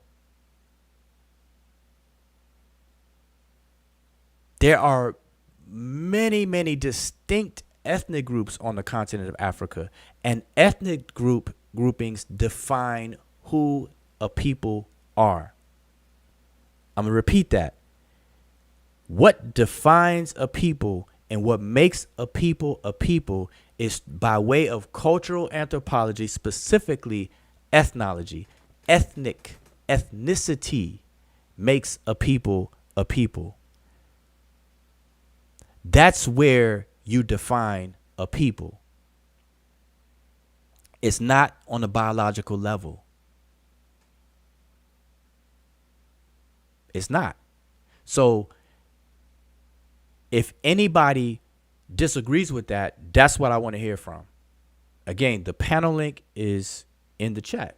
If you can come on the panel, it would be greatly appreciated. If not, I'm gonna try to keep up with the chat. And so far, I am trying to see who is in disagreement with that.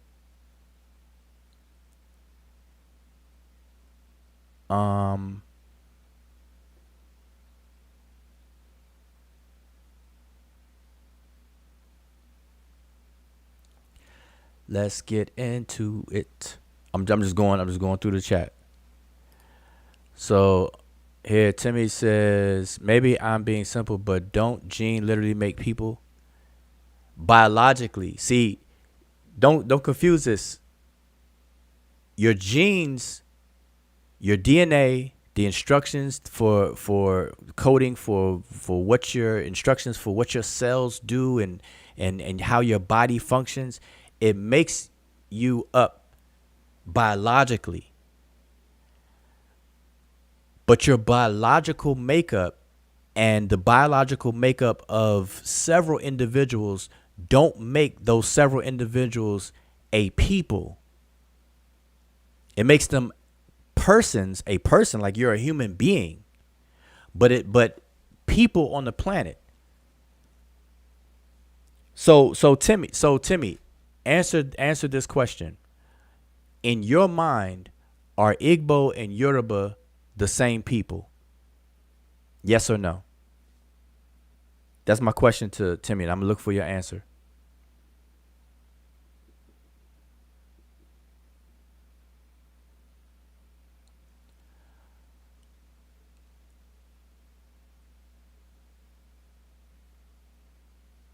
I'm just going down the chat trying to find where the departure is, because we were doing good at first. Now we are departing, and I only see two people. Well, one person that disagrees, and the other person is seems to be looking for clarification. I think Timmy is looking for clarification, Okay, so now we're getting somewhere. So Tim, you said yeah. So my question to you was, in your mind, do you see Igbo and Yoruba as the same people? And your answer is on the screen. You say yeah, but they have different ethnicities. Well, guess what, Timmy? This is what I'm saying. When you say different ethnicities, that's to say different people. So this is what people are gonna have to grasp. So this is what you're gonna have to understand, that on a biological level, your biology answers a different set of questions. Okay, the genetic population and who you share genes with, that's all handled in biogenetics, biological anthropology, as a umbrella. But what makes you a member of a group of people, that's your ethnicity. Okay, let me give you another example. Let me give you another similar example. Let's switch over from biology or biological reality or ethnicity. Let's switch from those two, and let's briefly move over to nationality, the nation that you belong to. That's what nationality is, right? Now, and I know this will be easier for you to see. So I'm going to ask you a question. Does your genes dictate your nationality? I'm going to ask it again. Does your biological reality, does your biological makeup, does that determine your nationality? That's my new question to you, Timmy. Does your biological reality make up your nationality or informs of your nationality? Okay, you say no. See, now that's easier for you to see. And that's easier for whatever reason. It's easier, but it's easier for you to see. Now let's go back to ethnicity. The same thing applies to ethnicity. Your biological reality does not dictate your ethnicity. Okay? That's something that you're going to have to just understand. And case in point is the Igbo and Yoruba. Both Igbo people and Yoruba people on the nationality side, they're both Nigerian. They both have the same nationality. And guess what? They're from the same genetic population as well. But on the ethnic level, they're two distinct people. Remember, people equals ethnicity. And you have to, people are going to have to understand how these things, the terminology, and how these things are described and discussed.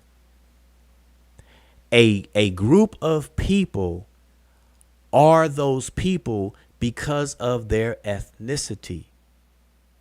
That's on the culture side of things. No different than a nation of people are a nation of people because of their membership as citizens of a nation.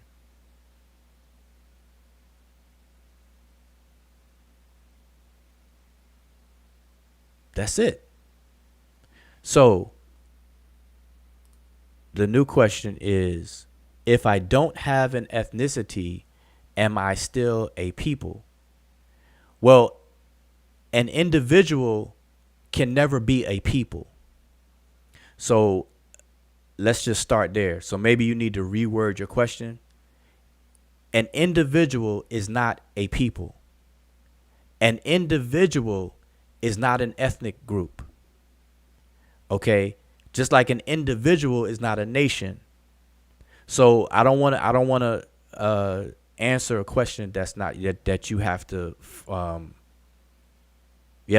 your question differently, because that's not the question itself is not proper. All right. So I want you to understand that an individual is not a people, just like an individual is not a nation. Okay. An individual is part of a people, just like an individual is part of a nation. Okay, so if you're asking me, I'm not gonna reword your question for you. So you reword that question. Well, Joe, isn't that what whiteness is doing? Whiteness tries to create a culture based on biological traits. No, not whiteness. That's what they're doing. That's what they've done with race. The racial classifications, that was the attempt to merge science, the science side of things, with the social side of things. They tried to glue it together. I'm not even gonna say that they tried. Well, yeah, they tried because it doesn't go together, but they've convinced a large pocket of society that they do go together, and they were successful at creating this class structure that we are beholding to today, this racial construct that we have today. That's the answer to that question. Yeah, and I think also is people need to understand. I think you had one of those slides that shows the different layers of identity. So on that particular aspect, you are talking on a higher level. That is much more is yeah that is not as defined as you go down. So on the race part, first we're humans, so where everybody belongs, and things like, oh yeah, or planet or earthlings, you know and then yeah, that's it. So I'll let you explain that. Okay, now well, this is one of the slides I did this. I have a different one, but I don't know where that is right now. But on this slide, you can see that identity, if we were to go from top down on the level of the planet that we're on, Earth, every human being would be considered an Earthling on a planet level, planetary level, right? And nobody even discusses this level. Nobody has a discussion about this level because we don't travel from planet to planet, and we're not engaging any living organisms that are coming from another planet. So this never gets talked about in this fashion. But I have it here to be more to show the different levels and layers, right? So all human beings would be considered Earthlings if there were other living beings that are from other planets. We would start to self-identify as Earthlings in comparison or contradistinction from people that are from other planets. But we don't have that, and I don't want to turn this into a science fiction conversation, but it's on the screen. Next, on the planet, we have different continents.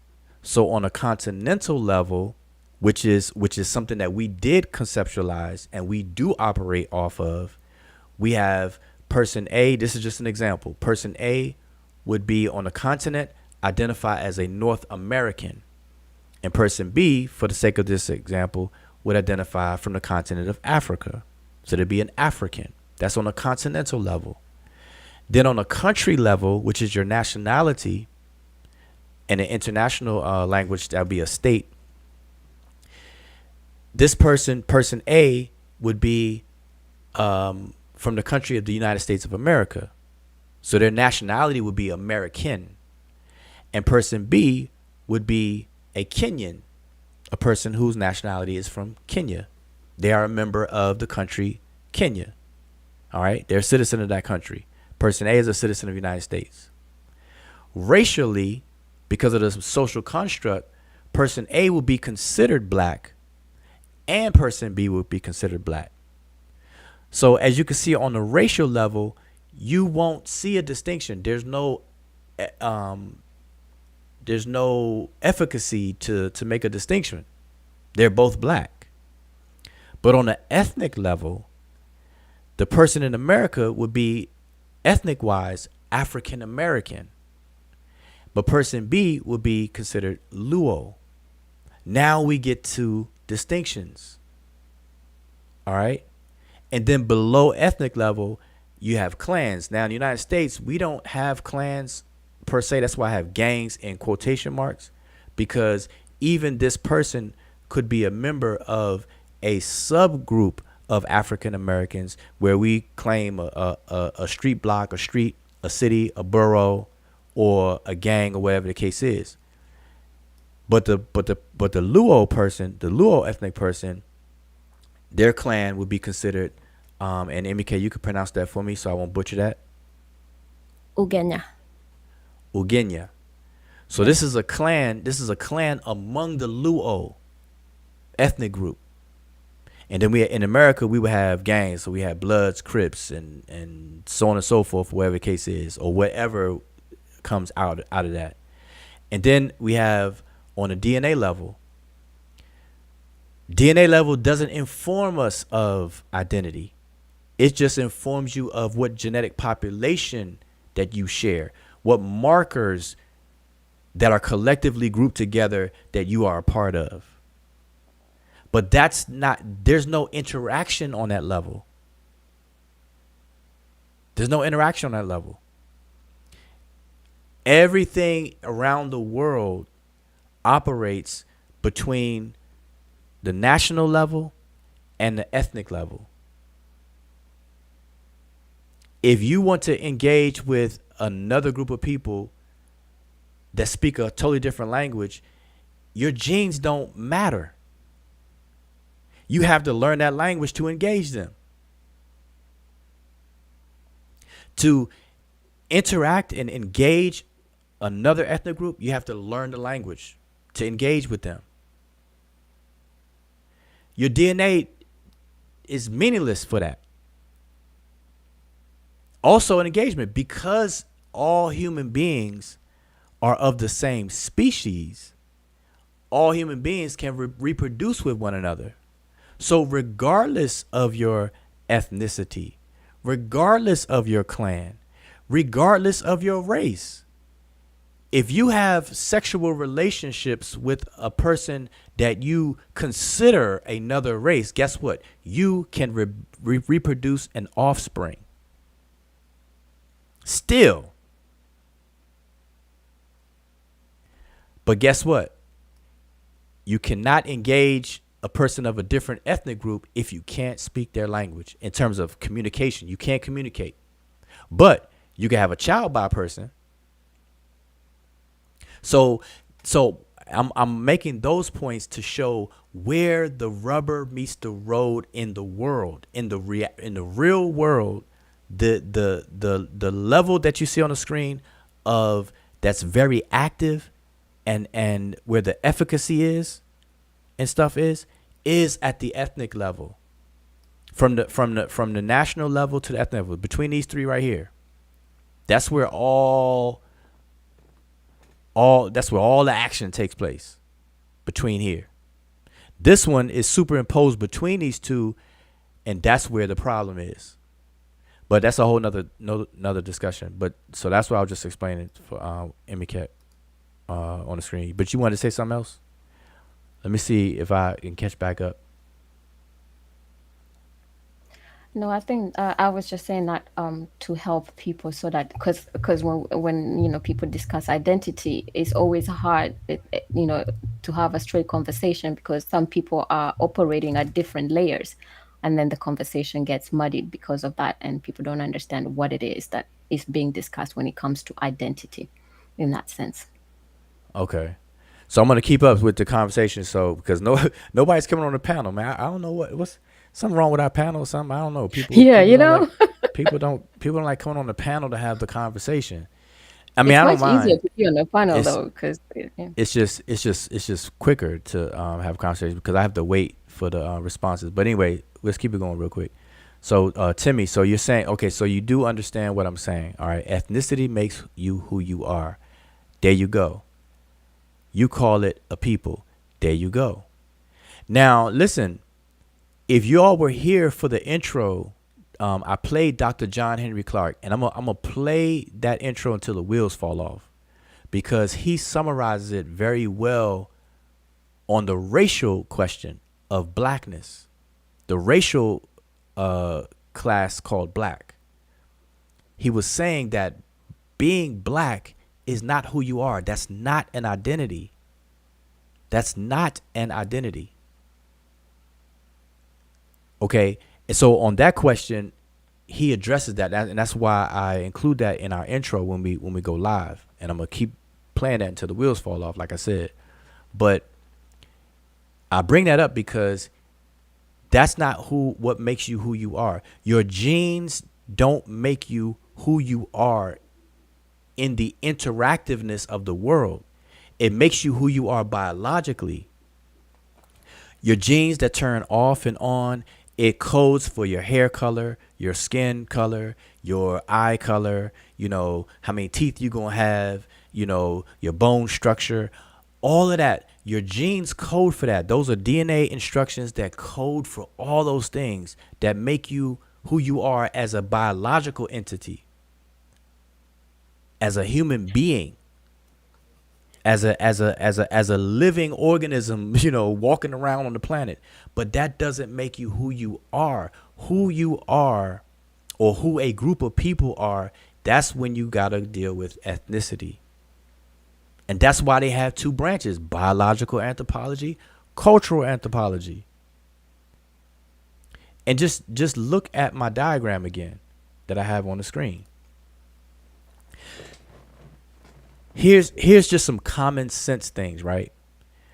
The human genome, in case y'all, whoever don't know this information, the human genome was not mapped until 2003.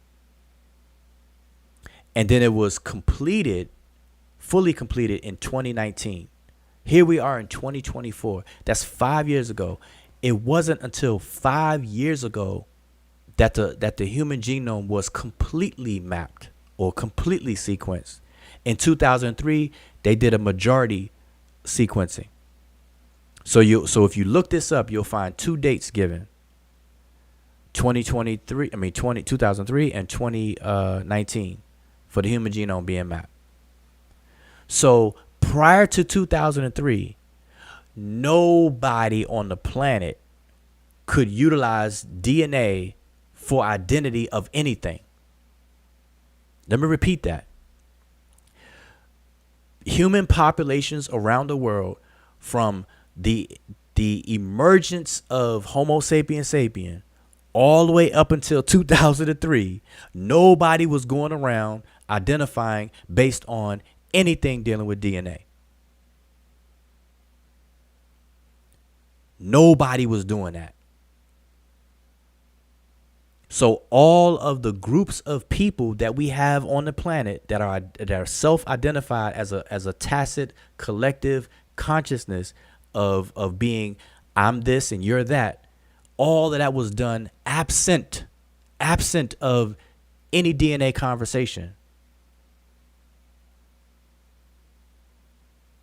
All of that was done.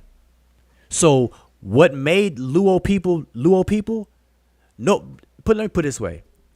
The Luo people over there in Kenya, who Emiket is a member of, because she's Luo, the Luo people in Kenya did not decide who was Luo and who wasn't Luo by swabbing the cheeks and taking blood samples. Nobody does that. The Yoruba people did not become the Yoruba people and are not the Yoruba people to this day because of taking DNA tests to say you're Yoruba and you're not Yoruba.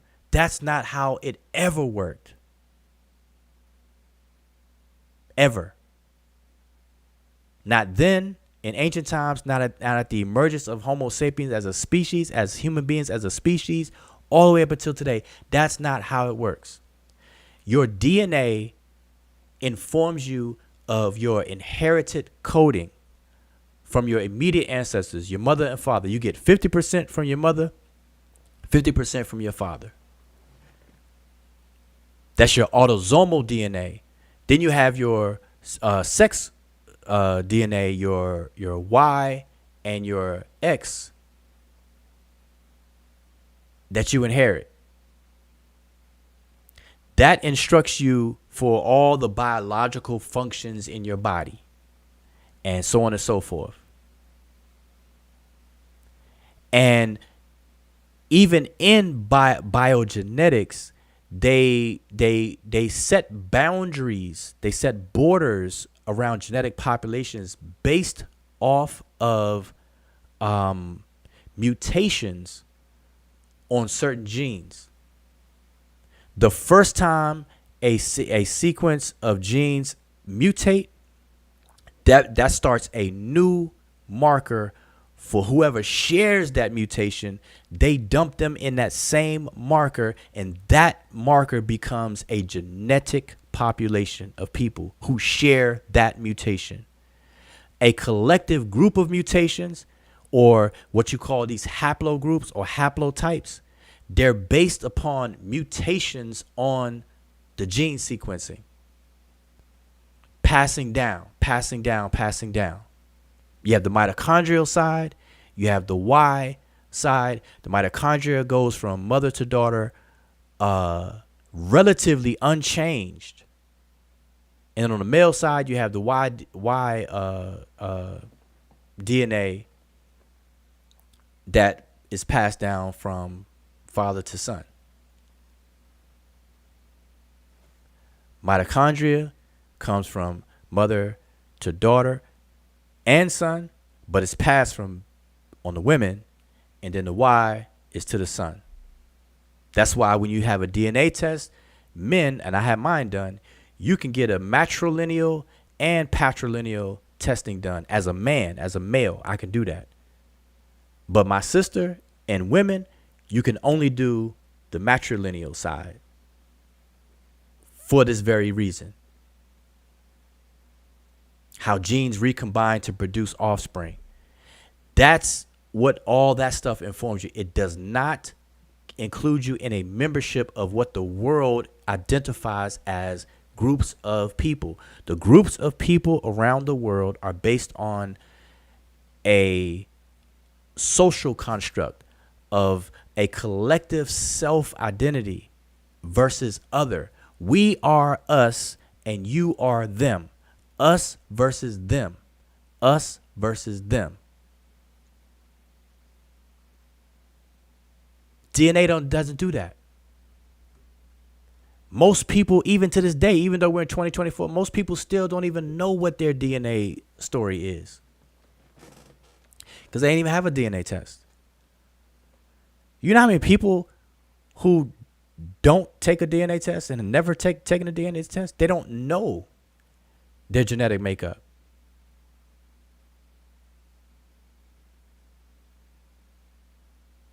But they could tell you what ethnic group they're in. So anyway, let me keep going down. So nobody want to come on the panel. Let me see what I'm gonna keep on going.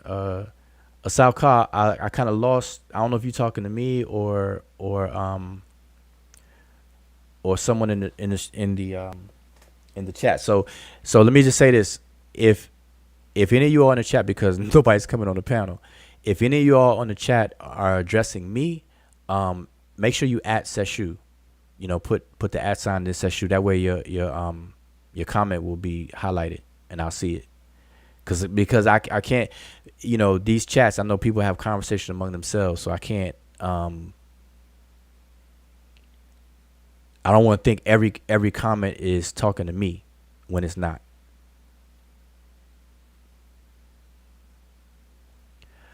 All right. So who else?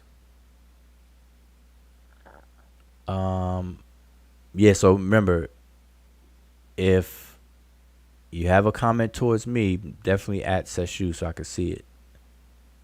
I'm just going down trying to catch up, see if anybody is okay. Six Fingers, peace out to Six Fingers. I'm guessing that you. Okay, so y'all having a conversation among yourselves. All right, so where we leave off, because see, this is how I always like to go ahead. Yeah, real quick, but because I think you were still showing something on Facebook, but was it Timmy Turner? I think he finally got it, and then he had a question.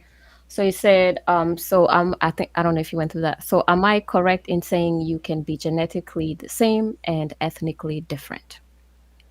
Okay, let me highlight. I want to put that on the big screen. So I'm gonna read it like I have on the screen. So am I correct in saying you can be genetically the same and ethnically different? Absolutely. Now let's unpack that a little bit. First of all, yes. The answer is yes. The short answer is yes. So now to explain it a little bit more, when you say you can be genetically the same, what does that mean? That's not a question. I'm just putting it out there.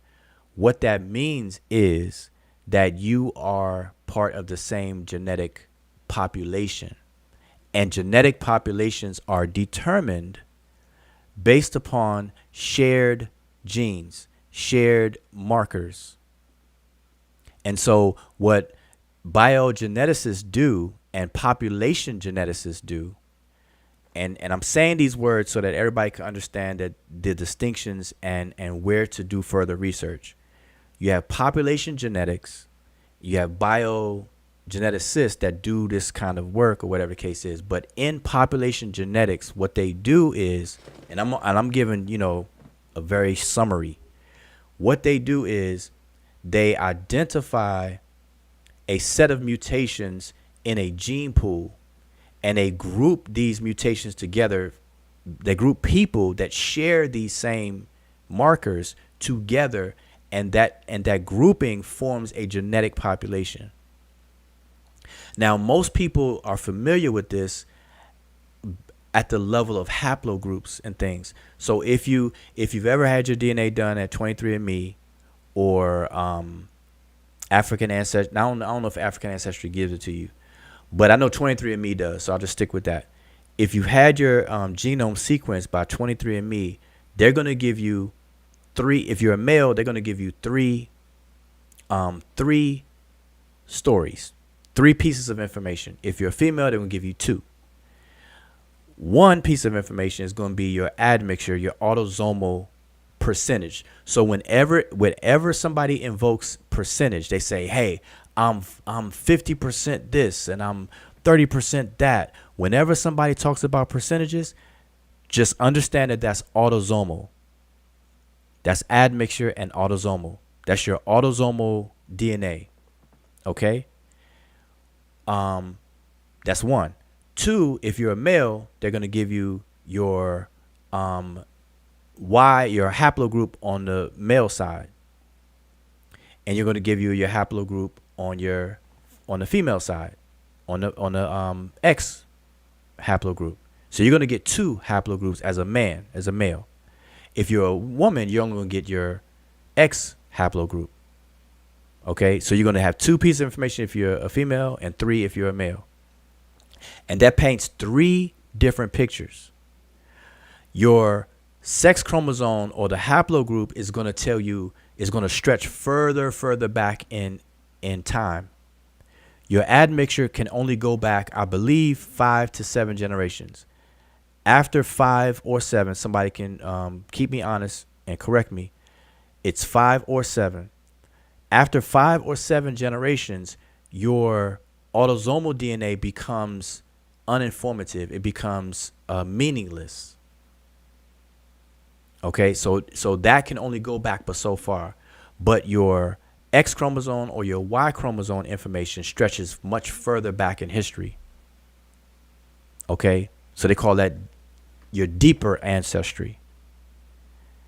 So back to when people say genetically the same.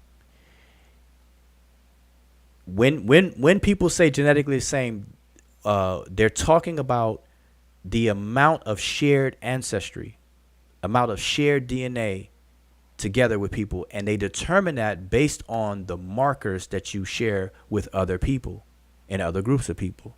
So they create these groups. So biological populations or genetic populations are created from a scientific analysis of DNA. Ethnic groupings are not determined by outside scientists. Ethnic groupings are determined by the people themselves socially. It's a social construct. It emerges in the psyche of the mind. It's not done by measuring something. That's the difference. That's one of the major differences between the two. So back again, the answer is yes. You can be of the same genetic population on the genetic level, but two people. Let me put it this way: two people can be of the same genetic population, but they can be ethnically different. And I gave the example of Yoruba and Igbo people. Emike gave an example dealing with herself. She's Luo, born and raised from the womb till now. Luo, speaks Luo, the whole nine. But yet, people even on the continent and people from the continent when off the continent mistake her for Kikuyu or some other group, which Yep. which tells us that lookership is not the method to use. You can't look at somebody and say, oh, you can't look at somebody and tell them what ethnic group they belong to.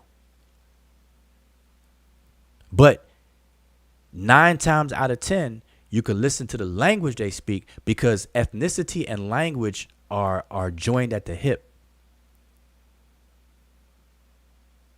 Your language doesn't necessarily make you an ethnic group, but that's why I said 9 times out of 10, when you're on the cultural side, the language you speak is very, very important. It's is heavily weighed in all of this.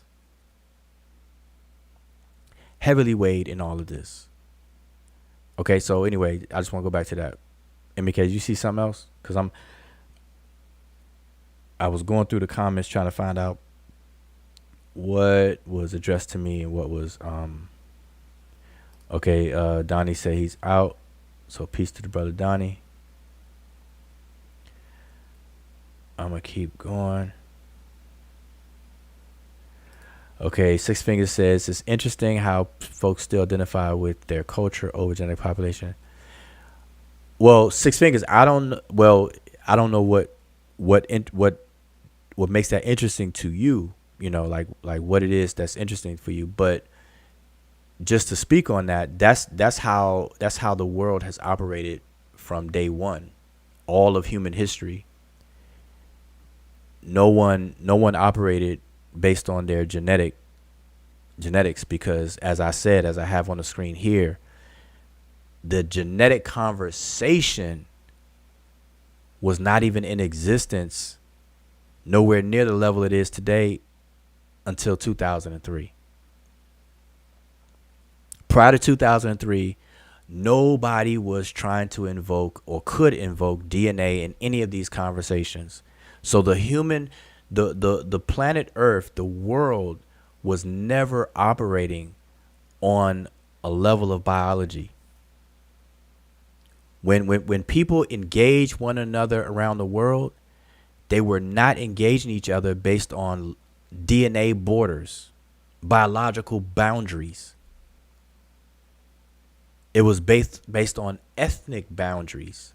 What makes one group of people distinguished from another, which are cultural elements of language, of, all the things we listed before, your mode of dress, your morals, what you feel is right and wrong, your mode of food production, your weaponry to protect your perceived ethnic collective self and stuff like that. These are all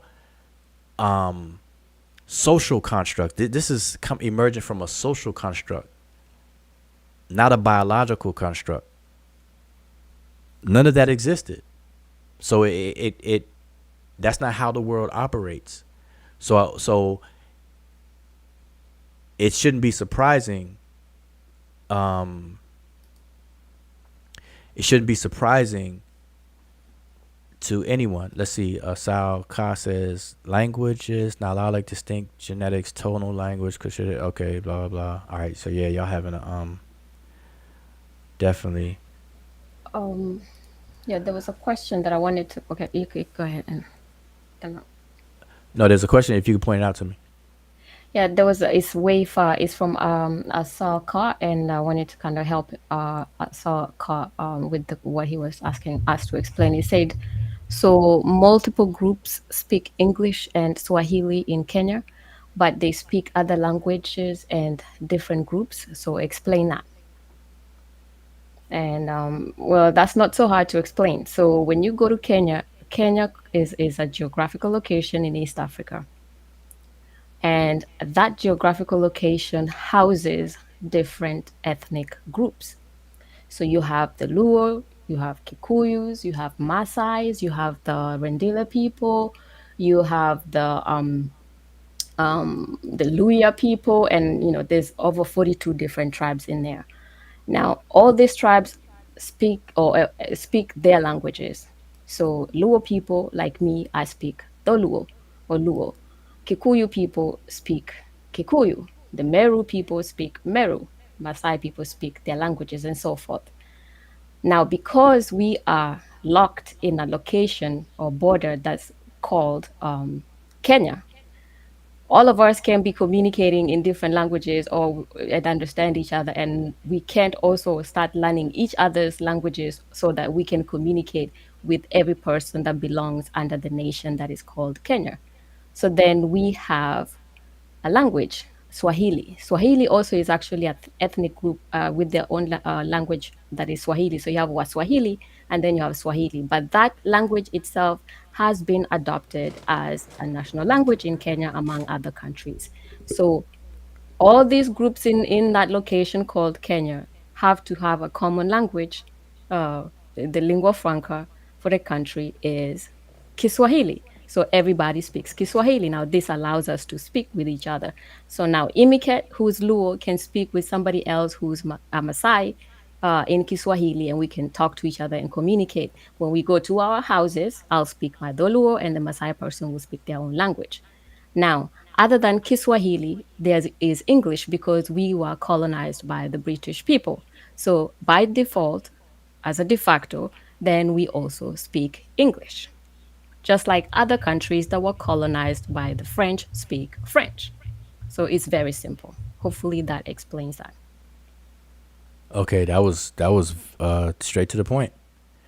Um, for people that may understand it differently, because Emikat's speaking from a first person perspective experience. I'm gonna explain it slightly different. So, in an analogy way. So let's look at Kenya as an office, a business office, an office room. Okay, let's look at Kenya as an office.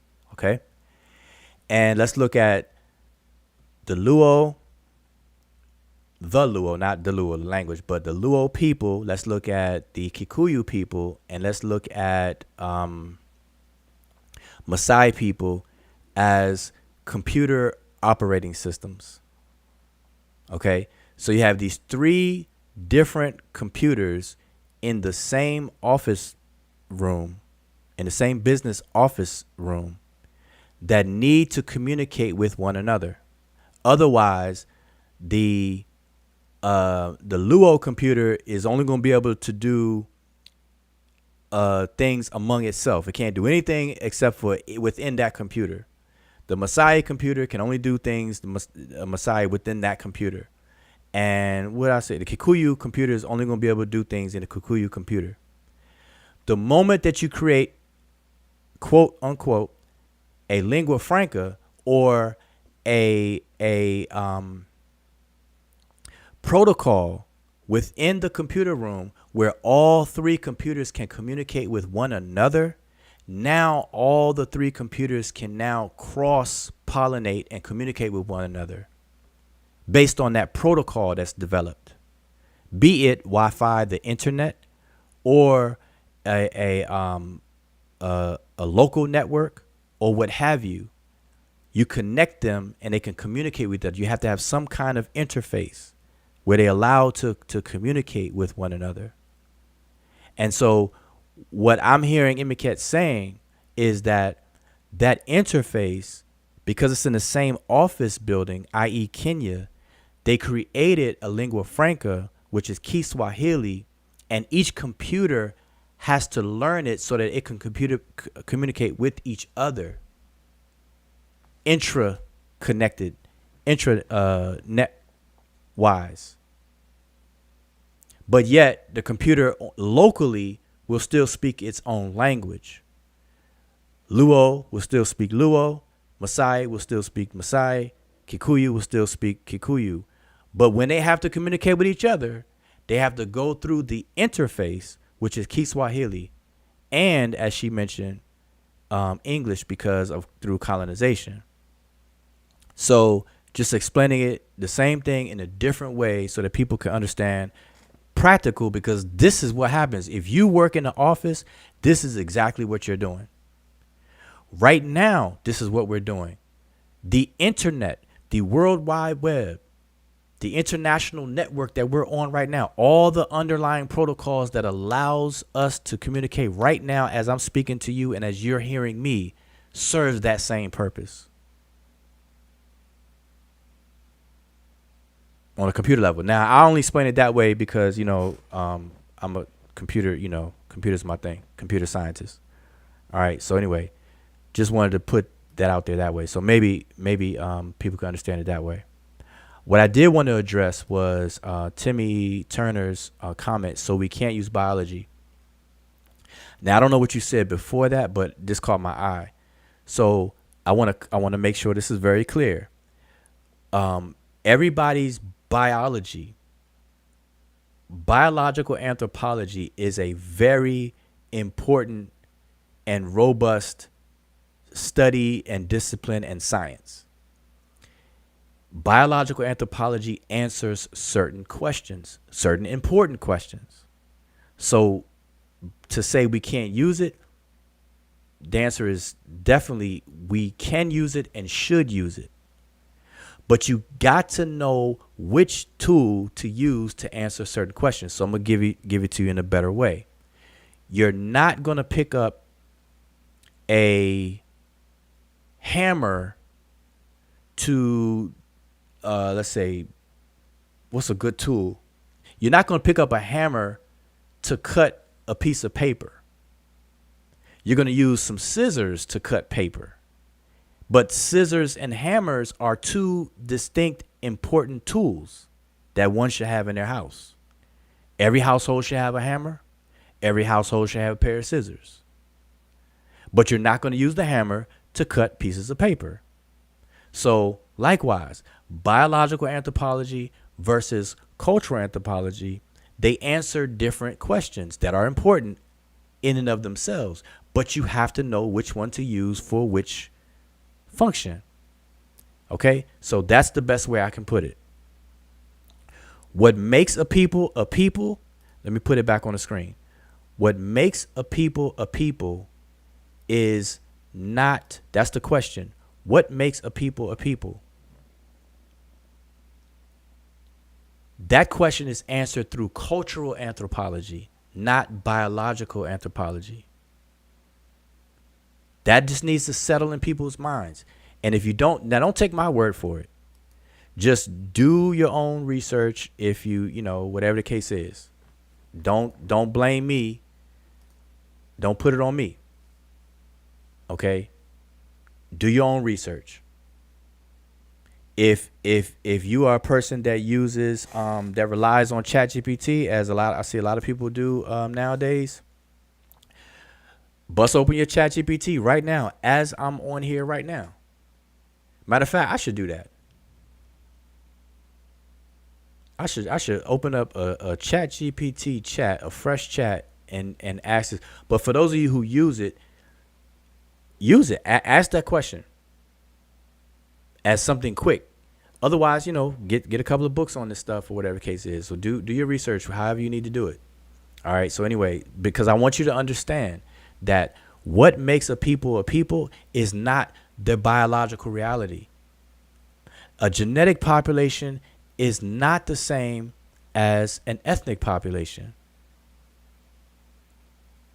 two separate ethnic groups can be part of the same genetic population.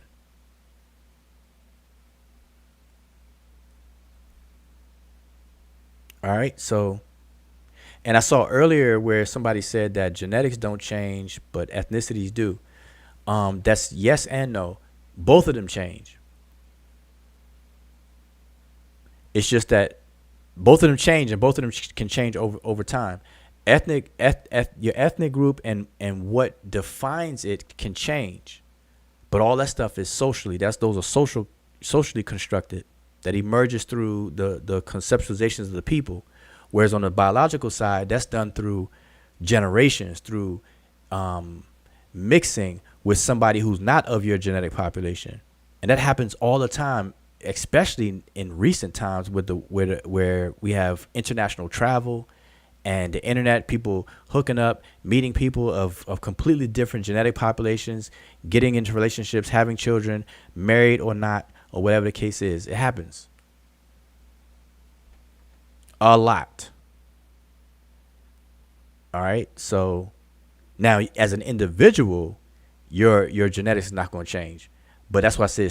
But biologically, it happens through when you speak biologically or biogenetically, you have to speak in terms of generations, not individual. Because you inherit your genes from your parents. That's a wrap. That's it. Unless you're gonna go through some stem cell and gene therapy, where now you start getting into the sci-fi. Let's see. So Pan-Africans, piece to Pan-African designs. I'm late, but could you tell me why are you talking about African tribes like we don't know the difference, or is that somebody is confused about what you're saying? Why are we talking about Africa? Oh, yeah, I'm addressing. So yeah, you're definitely late to the party. I was just addressing something that was brought up before. But at the same time, I do want to say this, Pan-African. See, me, I don't pretend to read minds. So I don't know what people know and what people don't know. So in a conversation like how I'm having, I try to cover bases. I try to address things to where I'm talking to an audience of people, such as the chat, where everybody's at different levels. Everybody doesn't know the same information at the same time. And I don't even know what everybody knows versus what they don't know. So I address things accordingly, just so you know how how I operate. Let me see. Let me go down. Keep on going. I think everything had a good. I don't know if it's a question. Yes, Wujao, are the people who were separated by borders and speak different language today but practice the same culture, are they the same people? Okay, I got it on thing. I'm just gonna read it again. It says, are people who were separated by borders and speak different languages today, but practice the same culture, are they the same people? Okay, so now everything. Let's think about what you just asked. So we have to define, or at least do a little bit of defining culture now, because you're saying different language but same culture, when language is a very critical and key element of culture. Okay, so your question kind of set up a bad scenario that is contradictory to what a culture is.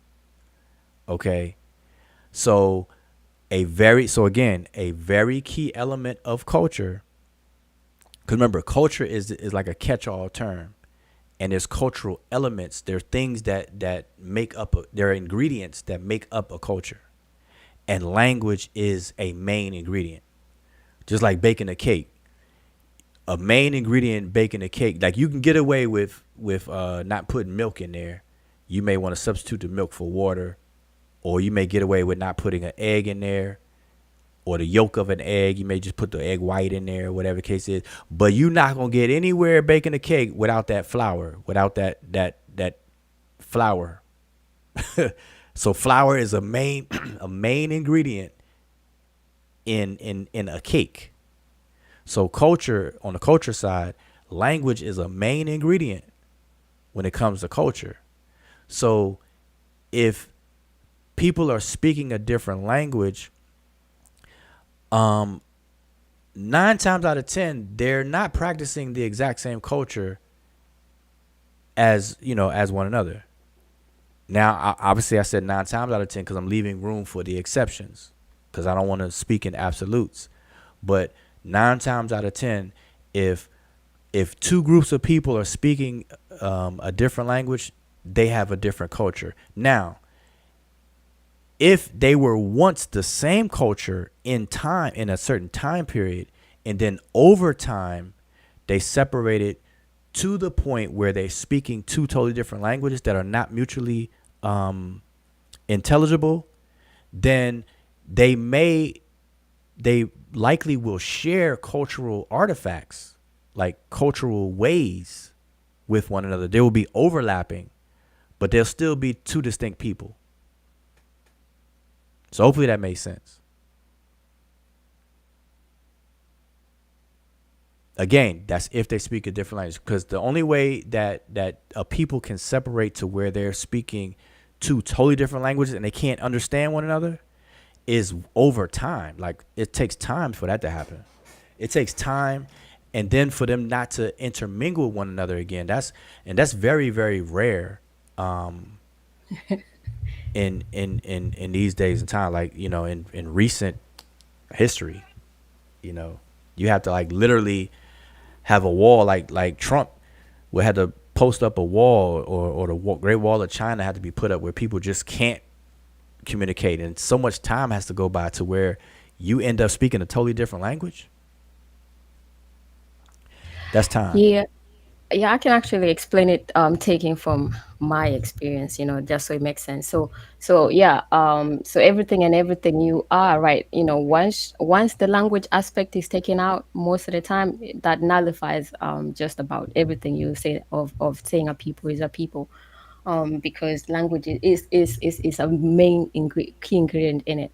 So, but and then so when you but if the language remains the same, 100% the same, and they are actually from different borders, then and still practicing the same cultures, that actually still will be the same people, on that ethnic, on the ethnic level. There will be different people on the national level. So for example, you have the Maasai people and also my people, the Luo people.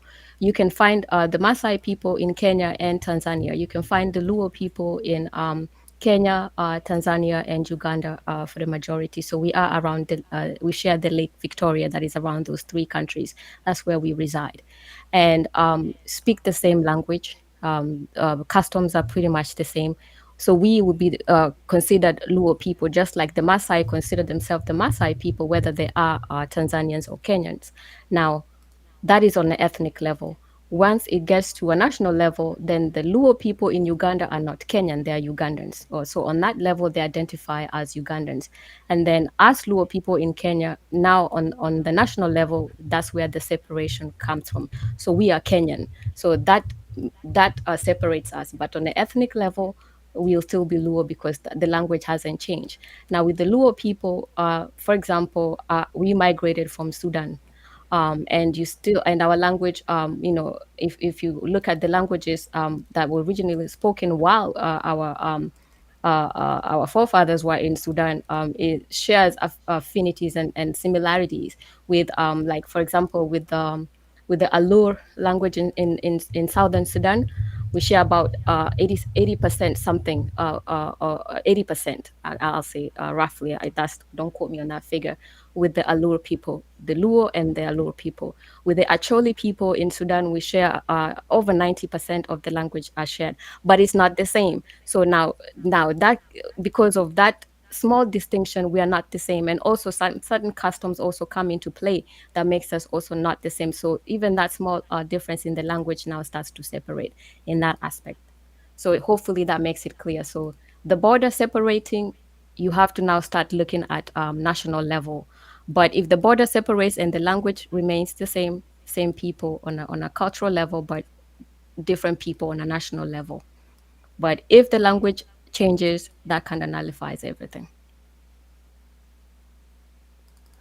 Okay, I'm taking what you're saying and I'm putting it. I'm just putting it visually so people can screenshot or whatever. So you're saying it's more likely that people who speak the same language and therefore share the same culture, it's more likely to find situations where that is true, but they may have a different nationality. Like you explained, there's Maasai people who are Kenyan, and then there's Maasai people who are what's the other nationality? Tanzanians. Okay, Tanzanians.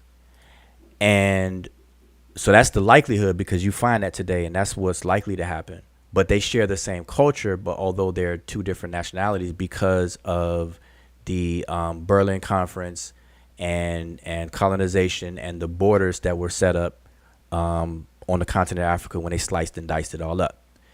So what's unlikely is people who speak different languages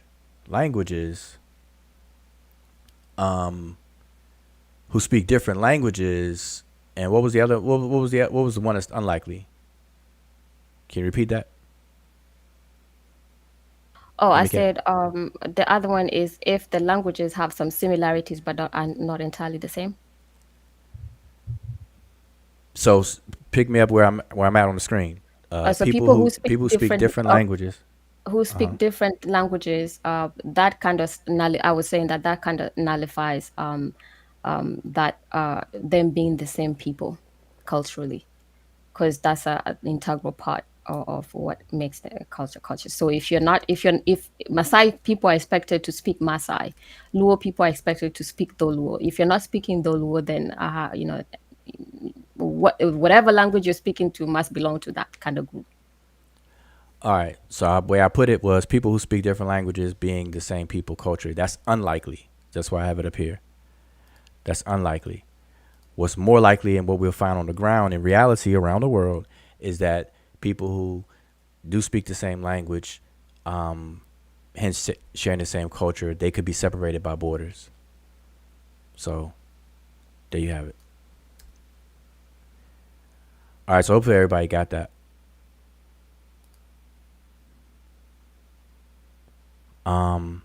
I hope everybody really got that. So now let's bring it home, because we've been on for 2.5 hours. So let's bring all these conversations home. By home I mean let's go back to the beginning of the conversation. So remember the beginning of the conversation. The claim was made. Let me go over here and bring it back up. The claim was made that the Nubians and Egyptians are the same people. Okay, so that's the claim. And again, for those who are listening now, if you have a Facebook account, join our Facebook group. And Emiket, if you can post the link again in the chat, join our Facebook group. Okay, that way you can share information, keep up with the different conversations. If you have suggestions or questions, whatever, when I'm not live, when we're not live or whatever, I deal with Facebook more often than going live on YouTube. All right. So again, going back to the beginning of the conversation, the claim was made by Obi Latiwa that Nubians and Egyptians are the same people. Okay. That's the claim. Now, and I already read my response to that by saying that that's not true. And we went through this whole conversation tonight to bring us back around to that. Okay. So now having the conversation that we've had about what makes a people, now we should be able to understand why that statement that the Nubians and the Egyptians being the same is false. Okay. It's just not true. Now, the reason why it's not true is, one, because of the things we've gone over. And remember what I said. Everybody who makes claims, that claim or claims like it, they're always going to invoke DNA in some form or fashion, whether they invoke the word phenotype or genotype. Both of those are dealing with DNA. They do that in error. That's not, DNA does not address who a people are. It only tells you what a group of people, what genetic population they belong to. And remember, genetic population is not an ethnic population. And it is an ethnic population that makes a people a people. Okay? And the example I always use is the Yoruba and Igbo. They are of the same genetic population, but they're two distinct people ethnically. They're just two different people. Biologically, they have some very close and common ancestry. But on the surface, where the world turns and the interaction in the world, they are distinct people. And they will tell you that. I dare you to tell a Yoruba person that they are Igbo and an Igbo person that they're Yoruba. They will argue with you. They mess around and slap you in your face.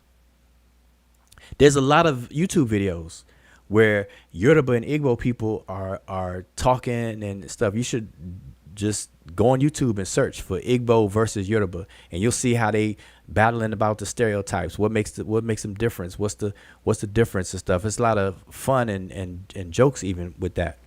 But check that out yourself. Yoruba and Igbo people are two distinct people. You know, so let's understand that. So now back to the ancient Egyptians, okay, and the Nubians, them being different. So I'm gonna make my screen big again. So when we ask the question, who are people blank or people X, race does not answer that question. DNA does not answer that question. But culture does and always has answered that question. All throughout human history, it is the culture and the emergent social construct from the psyche or minds of those people that where people collectively self-identify as a self versus other. A collective self versus others. The ancient Egyptians identified themselves distinctly from who they referred to as the Nehisiu. So this is what you have to understand. The ancient Egyptians referred to the territory, the geographical territory south of their southern border as Ta Nehisi. That's what the Egyptians called the region beyond their southern borders, Ta Nehisi. They collectively called all the people in the region that they called Ta Nehisi. They referred to the people as inhabitants of Nehisi, and they used the word Nehisiu, collectively. Within that collective region, the ancient Egyptians identified distinct ethnic groups. And I named some of them, and I'll name them again. You have the Yam people, the Wawat people, the Iram people, the Situ people, the Innu people, the Majayu people. Who else can I think of? The Kush or Kash people. What's another one? That's just off the top of my head. So they've identified distinct ethnic groups who live in the region that they call Ta Nehisi as Nehisiu. But they recognize their distinct ethnic groupings. Okay?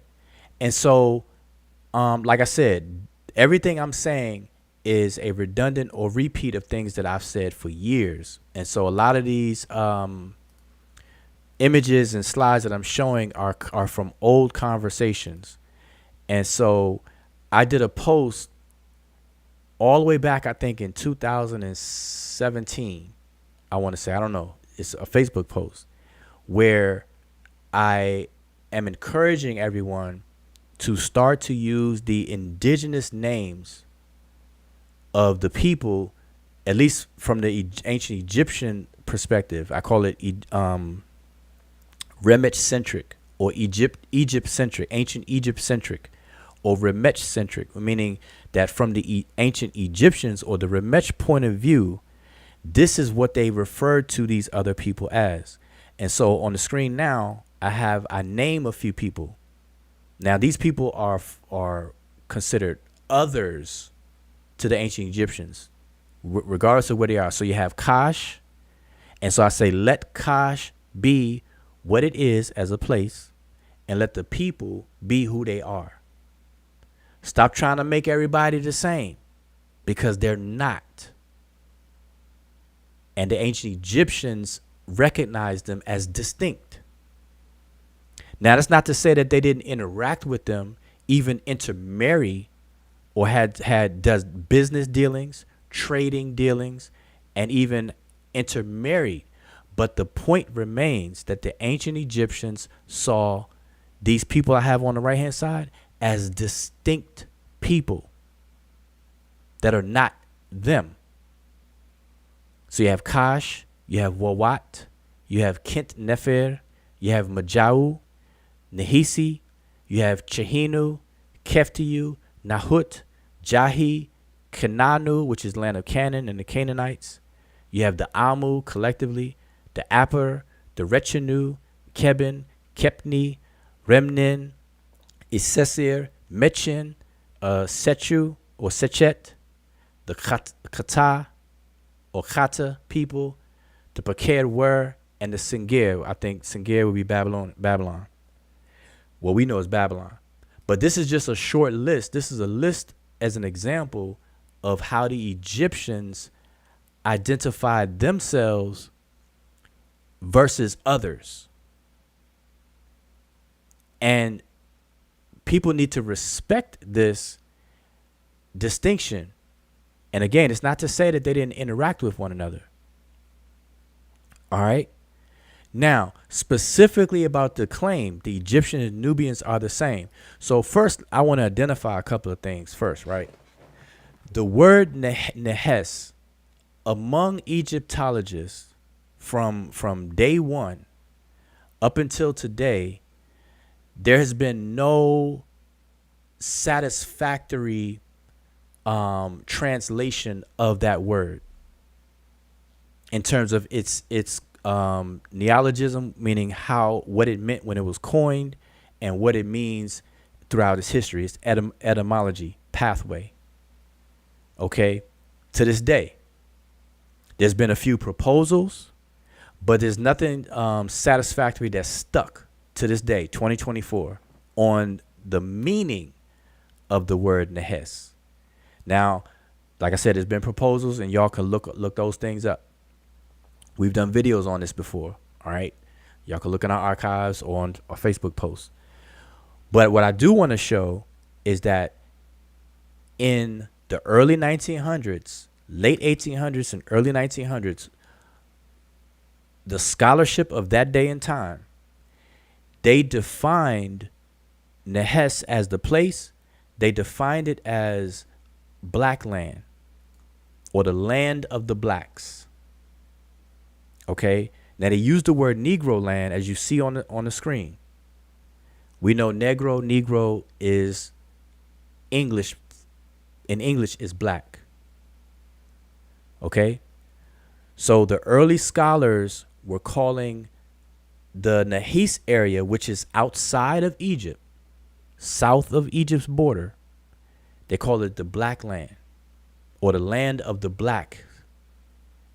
Okay.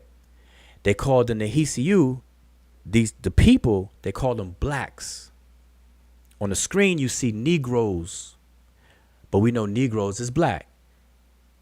As African Americans in the United States, we're very familiar with that term. African Americans were once called Negroes. It was politically okay and correct to say Negroes at one point. Today, not so much. Everybody says black or African American. Okay. But that's what they called the Nehisiyu, the people. They called them blacks, and they called the land of the blacks, or black land. Okay, I just want to point that out. All right. Now, the reason why I'm pointing it out is because, let me go down. The claim is that the Egyptians and the Nubians are the same. Now, I'm pointing this out here is because the only reason why people are using the word Nubian for the people south of Egypt is because at some point in Egyptological scholarship, in the Egyptological works, they swapped the word Negro for the word Nubian.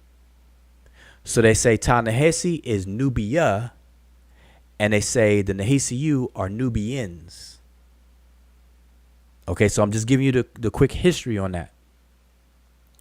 So they were first calling them blacks, and they call it the where they lived at the land of the blacks.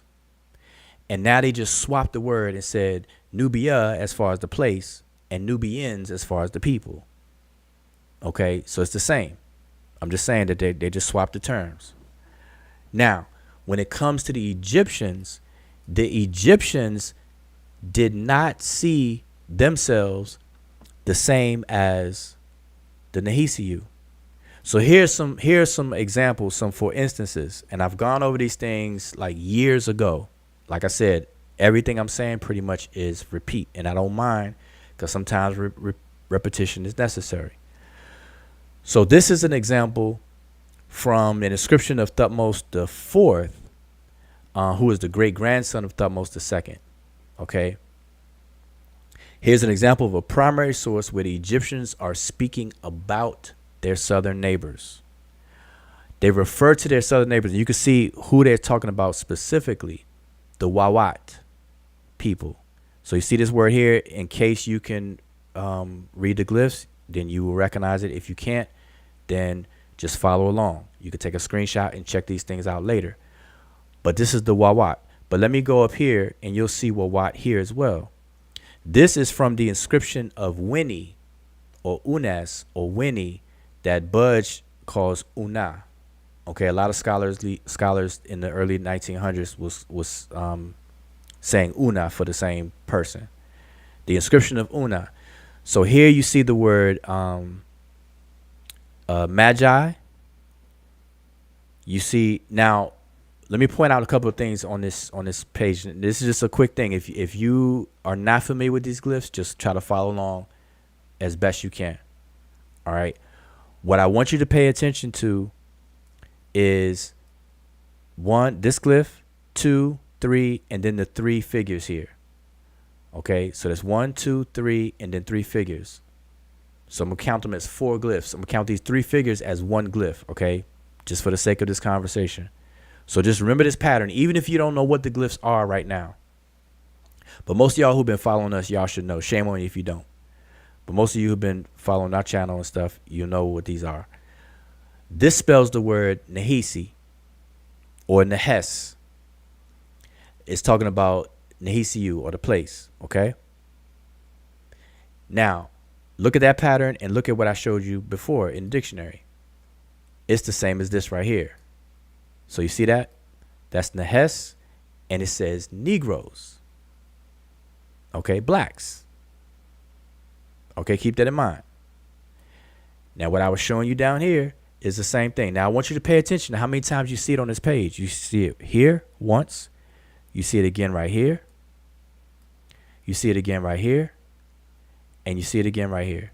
So it's 1, 2, 3, 4 times, at least on this section.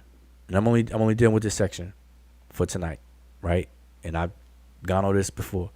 So now, the reason why you see this 4 times is because the word that comes before this is to say that these people are among this region. Remember, they translate this as blacks. So they're saying that the Magi in this land, this here, okay? Then you have the Yam. They call that Yam, this particular place here, Nahisi. So all these particular groups are ethnic groups among the Nahisiu. So you have 1, 2, then you have Wawat 3, then you have the Kau 4. Okay, they are among the Nahisiu. So the ancient Egyptians identified people by ethnic group that are part of a larger collective grouping of Nahisiu. Remember what I said? Ta Nahisi is the region. Nahisiu is the entire people that live in that whole region. But then they sliced it up into different ethnic groups. And that's what these are.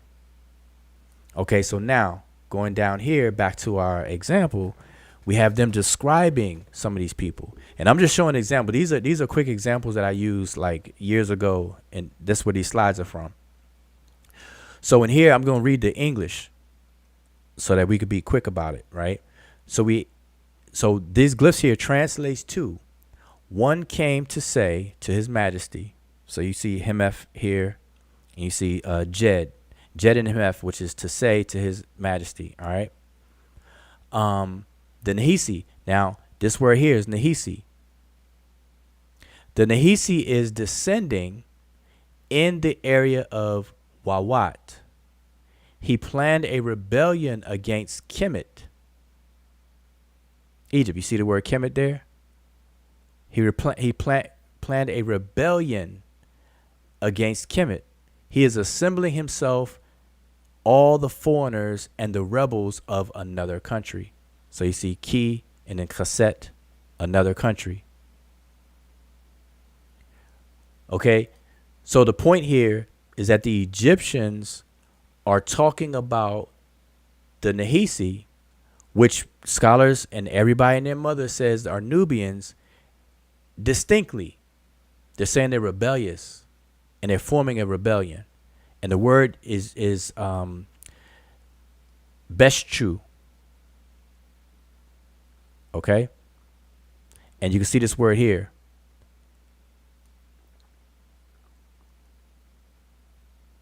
Those are rebels. And it's the word Beshu here, to rebel. So they're calling them rebels who rebel. That's one example. Let's go to another example. Here's another text. And I'm only showing these examples to show how the Egyptians spoke about their southern neighbors, the Nubians. And there's no way in the hottest of hells or the highest of heavens that anybody can say that the Egyptians and the Nubians are the same people. The only way that people invoke that and say that is when they invoke genetics and DNA. But as we discussed this entire night, our whole conversation was to show that that's an error. People are not defined by genetic populations. They're defined on the cultural anthropologic level through ethnicity. And so the Egyptians, as the Remech, are a different ethnic group than the Nahisiu or these different ethnic groups in the region of Ta Nahisi. Did they interact with each other? Did they pay tribute? Did they even intermarry? Did they even fight? Did they even take spoils of war?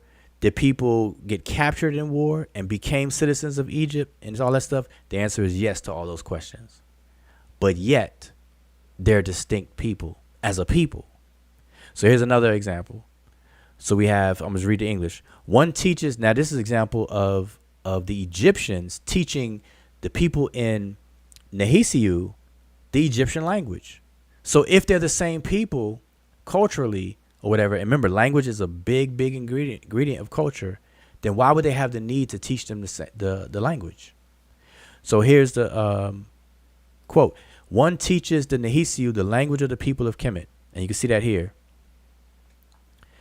And it says the Remech ni Kemet, the people of Kemet. And we have the word Medet, which are the words, literally, giving them the words, which we had a whole show on what is a word.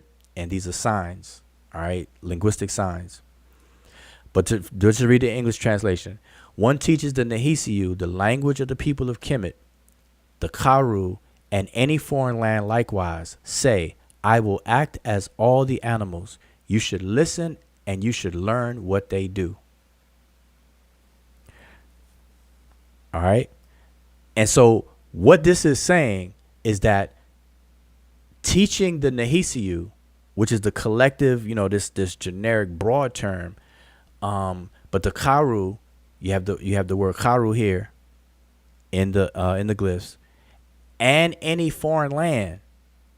Say, I will act as all animals. You should listen and learn what they do. Now, when I first gave this example, some people asked a question afterwards and asked, well, what's the whole point about I will act as animals? And so you have to understand, now this is only an excerpt, but when you read more context around it and understand the culture and the meaning, the broader meaning behind this, is that teaching a foreign people, you have to understand this. Every ethnic group thinks of themselves as all that in a bag of chips. Okay, I don't know of any ethnic group that looks at themselves as being less than. Everybody thinks highly of themselves. The ancient Egyptians are no different. Ancient Egyptians saw themselves as the top of the world, top of the food chain, just like any other ethnic group. And when they had to teach other people that they considered others their language, they saw that as an act of domestication. Because remember, Egypt was about ma'at, order.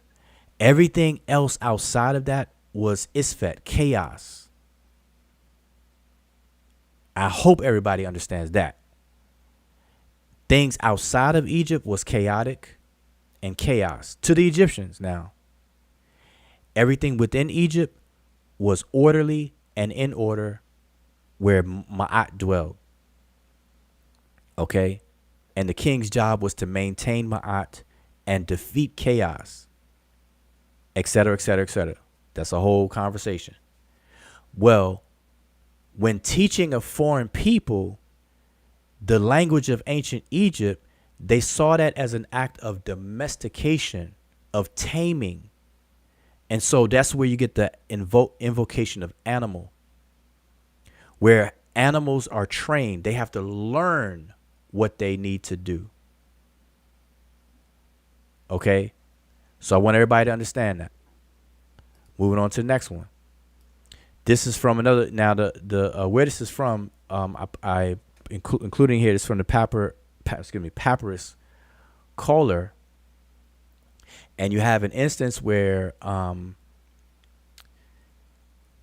the Remech, in this case, you have a Remech official called Passer. He sends a letter to an unnamed dignitary in the south. He describes a scene of a tribute paid to Kemet.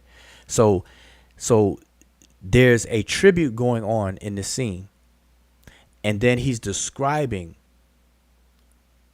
something and making a comparison to what takes place at this tribute. Okay, and he says Terek, which is the tall Terek people, and he describes them in lion cloth garments, their fans of gold, wearing long feathers, their bracelets with woven knots, and many Nehesiu consisting of all sorts. So at tribute, he's describing what the people are wearing and some things about the people. Now, if they were the same people, there would be no need to do this. Okay? If the Nehesiu, which is the word that everybody's using, calling Nubians, if the Nubians and Egyptians were the same people, these statements would have never been made.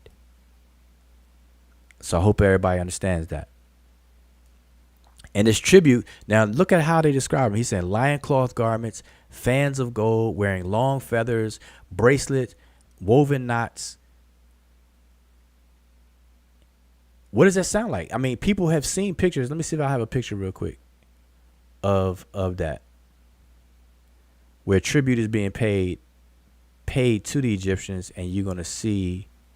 Well, here's an example of a prisoner with the feather, the earrings, and bracelets. Here's another one with the earrings. Here's one with the feather, the earrings. Now, these are instances of prisoners of quote unquote Nubians. This is how the Egyptians depicted Nubians or the Nehisiu, various different Nehisiu. But I'm trying to show, okay, here's a scene here where tribute is being paid to Egypt by the people who are south of Egypt. Look at what they're wearing. They're wearing feathers, gold jewelry, whatever else it was describing. These are similar. The Egyptians and the people south of Egypt are not, in the eyes of the Egyptians, are not the same people. Okay? Just going to keep reemphasizing that, because people are making that claim, and that's just not a claim. All right, this one. Okay, here's another one. Where I leave off? I left off that one. Here's another one. I'm just going to read the English. It says, one came in order to inform the majesty that the wretched defeated Cush. So you see the word Cush right here, right? In the glyphs. Chassit is the word Cush, describing the Cush as wretched or defeated. The wretched or defeated Cush are a path into rebellion. Those who are subjects of the land, of the two lands, they are plotting of the rebels' plan, preparing to strike the Remich, the Egyptians, namely stealing these cattle of fortress which your father built out of his victories. So basically, this is giving a warning that these Cushites or these people are planning a rebellion. They about to steal your cattle. All right. So I see we have someone popped in. Let me let the person in. I'm still sharing my screen. Let me stop sharing it as big so that we can also. Pan-African James. So peace. Welcome to the panel. Can you hear me? I don't know how to unmute. I get you. I just heard you. Oh, okay. I just heard you. Okay. Yeah. Okay. It's kind of delay or something going on. What's going on? Are you? Peace. Long time no see. Wait. Are you listening from the YouTube side? Because if you are, it's gonna be a delay. But no. I think I'm straight right now. You can hear me, right? Yeah, I can hear you. I just want to make sure there wasn't a delay. No, I was trying to hit the unmute button, but that was on delay. But now that I'm off mute, I'm good. Okay, what's happening? Yeah. Man? So I'm trying to gather, the storyline of what you're doing here, right? Because you you are way in the 18th dynasty, right? Wait, you faded. Just say that again. I heard 18th dynasty. That's all I heard.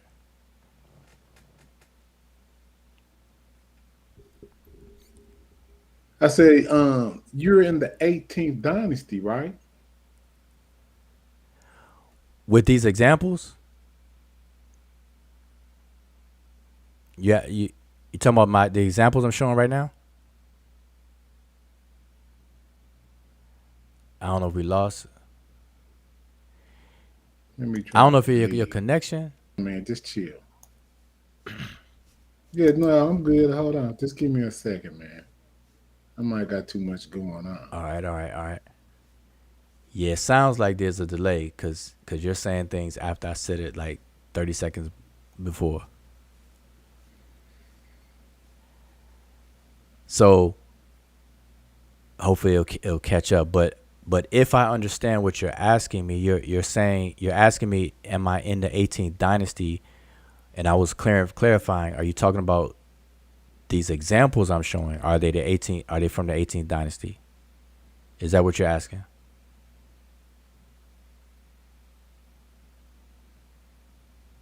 Yes, that's what I mean. It seems to be you're Oh, speaking with from, these.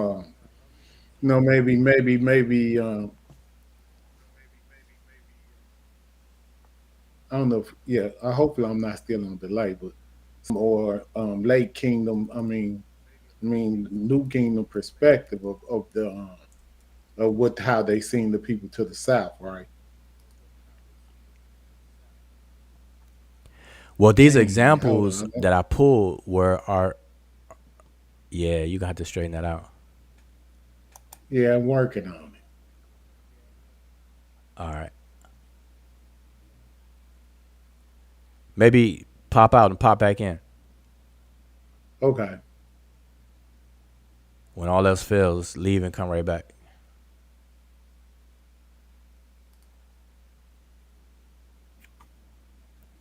All right. So while we wait on James to do that, I think I understood that question correctly. So the answer is the examples that I'm showing. These examples are from roughly middle Egypt, the Middle Kingdom. But so this one is from Thutmose the Fourth.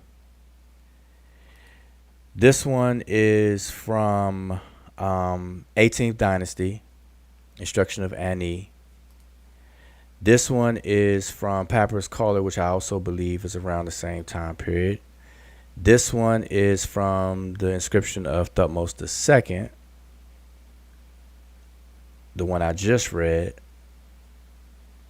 And then there's two more I was going to share, which is this one here. This one is coming from the Sayers Papyrus. And this one is coming from Papyrus Anastasi 3. These are just examples. Now, the point of me showing these examples, the point is to show that the Egyptians and what's being called the Nubians are not the same people. Not how they're describing them, the detail of how they're describing the quote unquote Nubians, but the fact that they are distinct. Now, these examples are from around the 18th dynasty. But if everyone can recall, going all the way back to the inscription of Winnie, distinctions were made. The Egyptians distinguished themselves from the quote unquote Nubians all the way back to the Old Kingdom. So it's not a matter of Middle Kingdom, New Kingdom, Old Kingdom, or whatever. The Egyptians, in their entire history of Egypt existing as a political entity, the Egyptians distinguished themselves from the Nehisiu that they referred to as the Nehisiu. The moment that Nehisiu first steps on the scene and is first attested in the Egyptian corpus that we have available to us today, the Egyptians made a distinction. Whether it was good, bad, or whatever, that's a different conversation. The point is that they are not the same people. Ethnically, they're not the same people. They did interact. They did fight. They did trade. And they did intermarry. But they're not the same people. Period.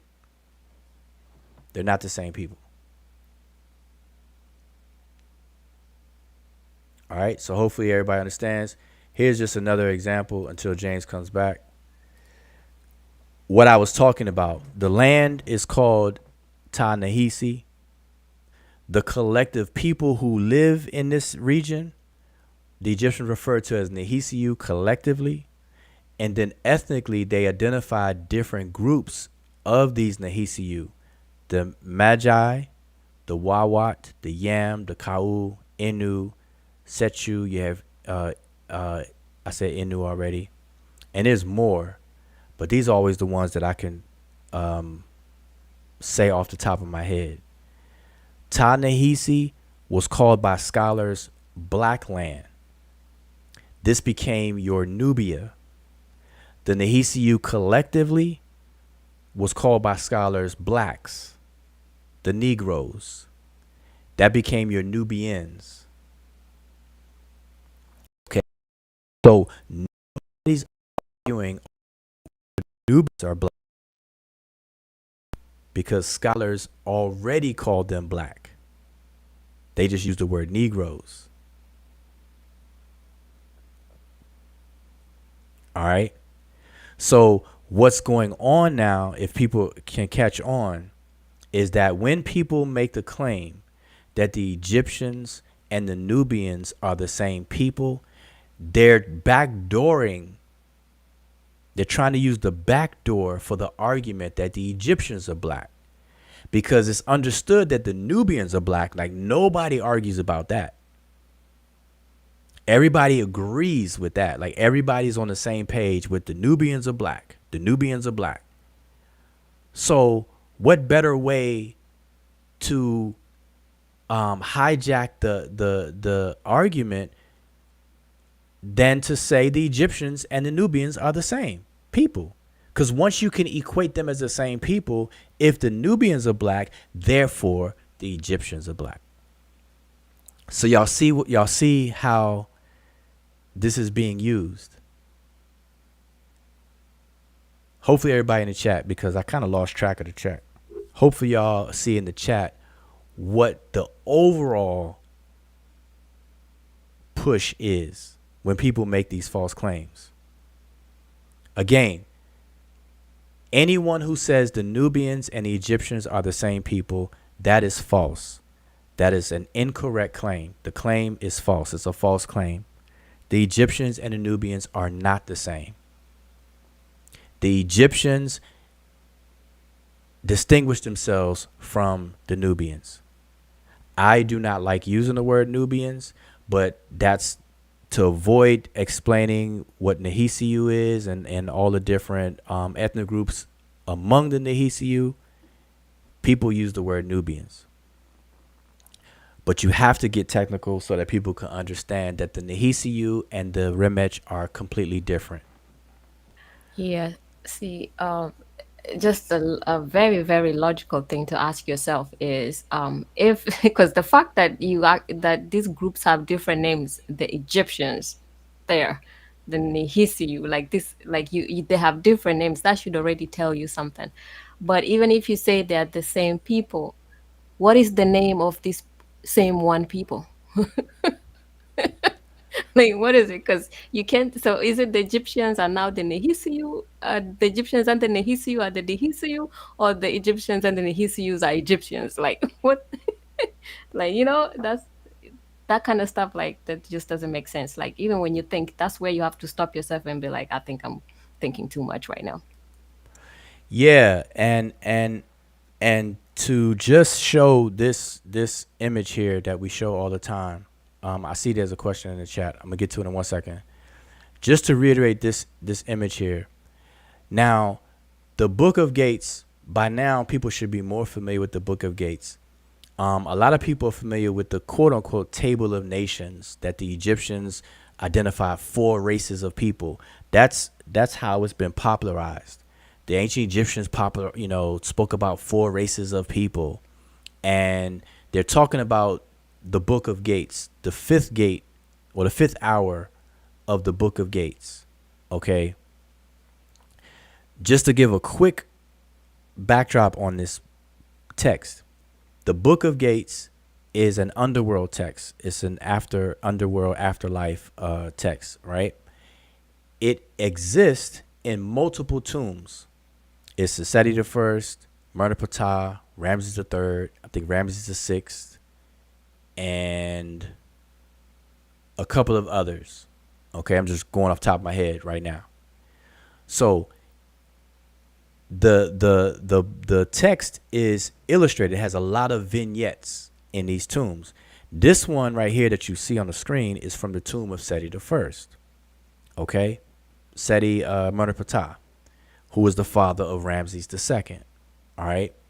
So in this particular text, the Egyptians are identifying people as the cardinal points, the four cardinal points, people to their east, people to their south, and people to their west, and then they themselves.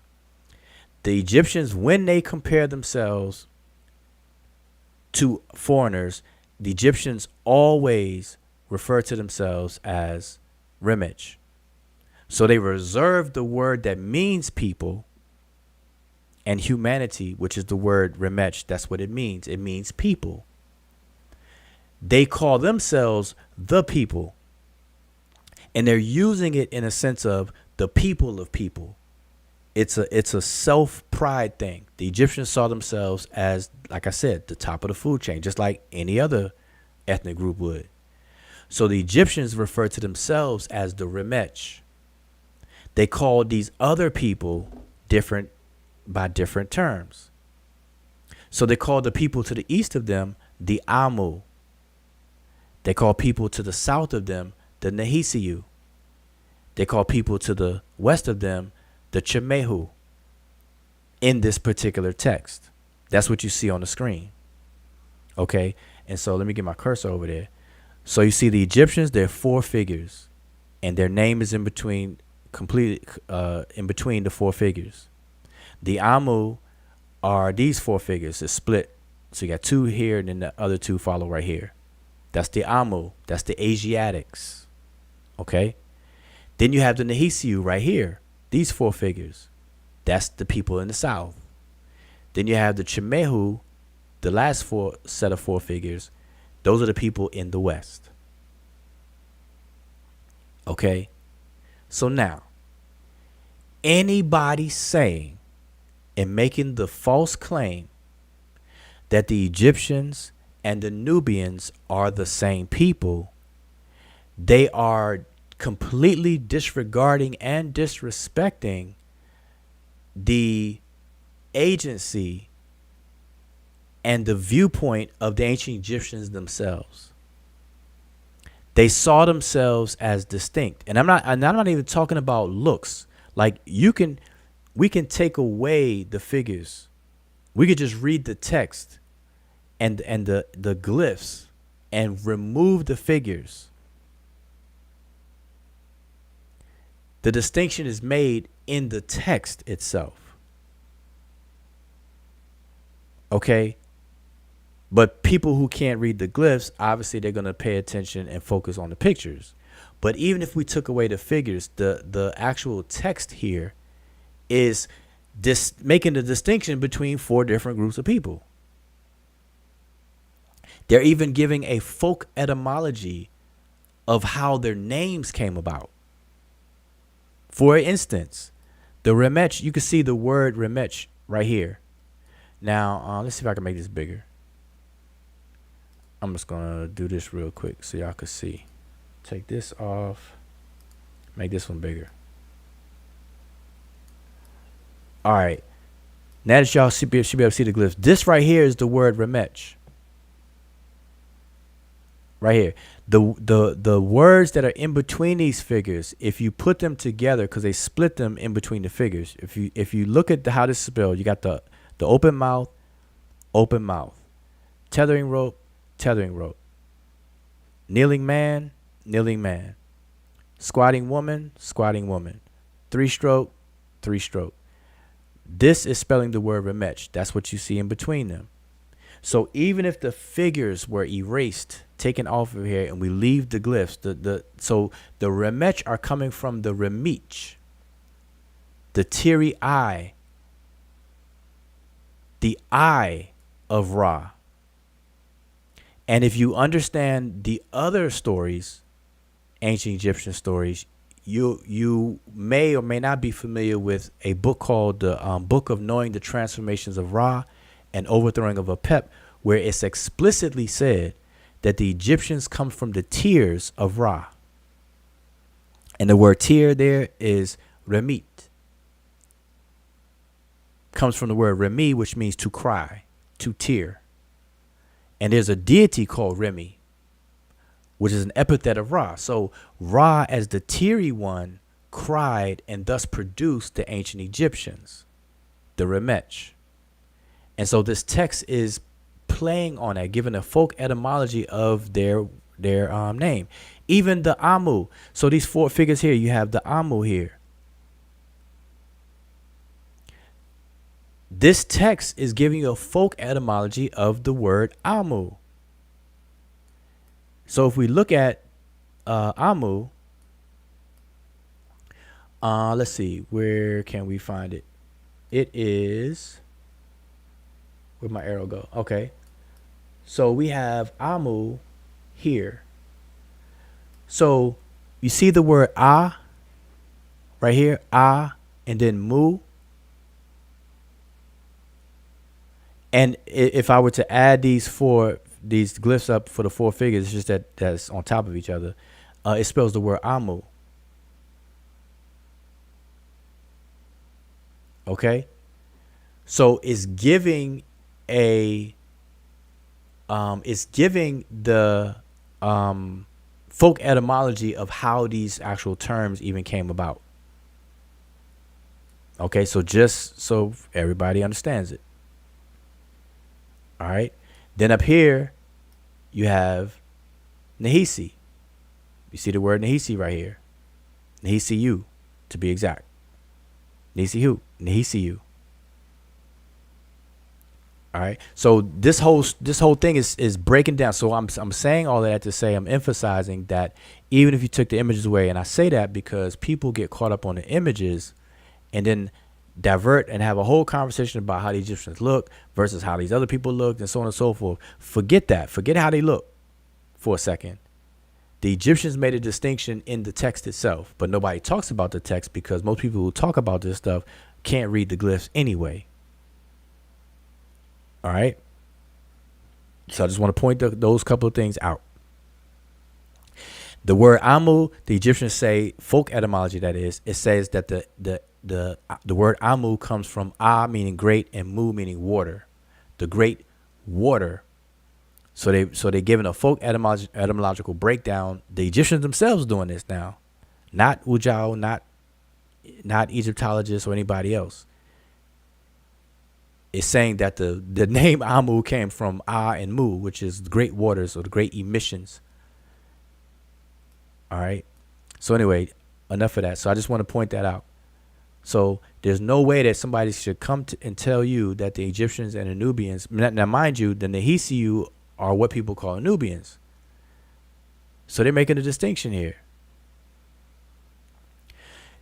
And there's no question about what time period the distinction is, because all the way back in the inscription of Winnie, which is Old Kingdom, what is that, about 2200 BCE? When is Winnie? It's about 2200 BC. All right. Roughly around 2200 BC. Well, whenever the date is, I know Winnie is the 6th dynasty. Okay, we're talking about 6th dynasty time period. Okay, that distinctions were made. These ethnic groups were acknowledged by the ancient Egyptians. Okay, so anyway, just wanted to cover that up. So did anything else? Cause Steve James didn't come back. He might have had some problems. All right, let me indicate it. Was there anything in the Yeah, everything is everything. Had a good question. Let me see. Here it is. Okay. Something like, yeah, that's it. So you can read it. Okay, yeah, that's actually where my cursor still was. Hold on, let me go back to my current slide. I'm gonna take this off the screen because we're gonna wrap it up. Where we at? All right, I just want to keep that on the screen. Nope, keep this on the screen right here because that's the main question. All right, so everything asks, okay, if they intermarry, what culture would the children be? They would be Egyptian, because usually that's what happened. All right, so that's a short question, short answer.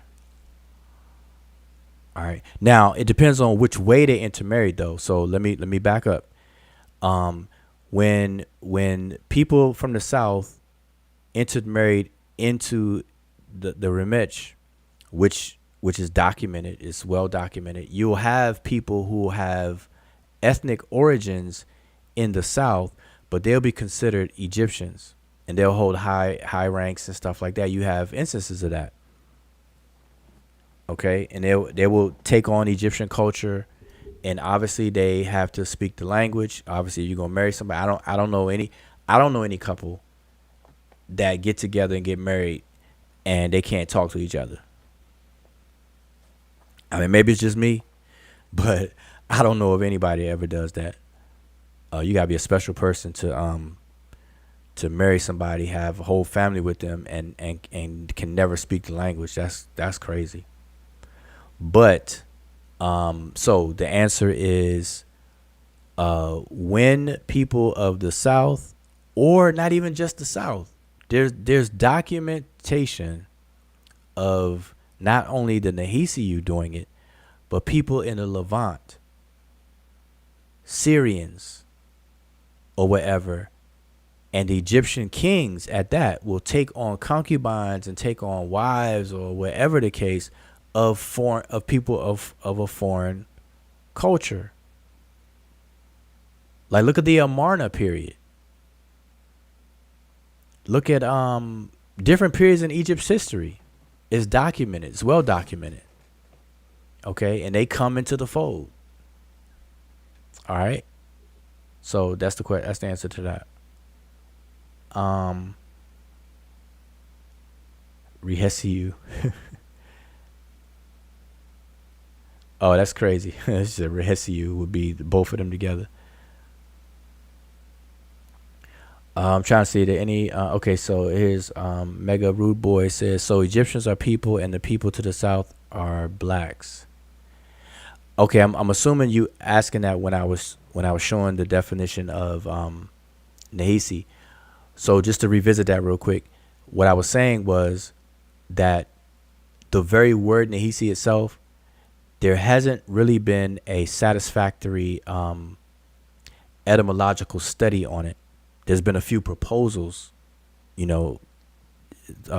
as of today, as of current times, but there hasn't been a satisfactory etymological trace of the word Nahisi.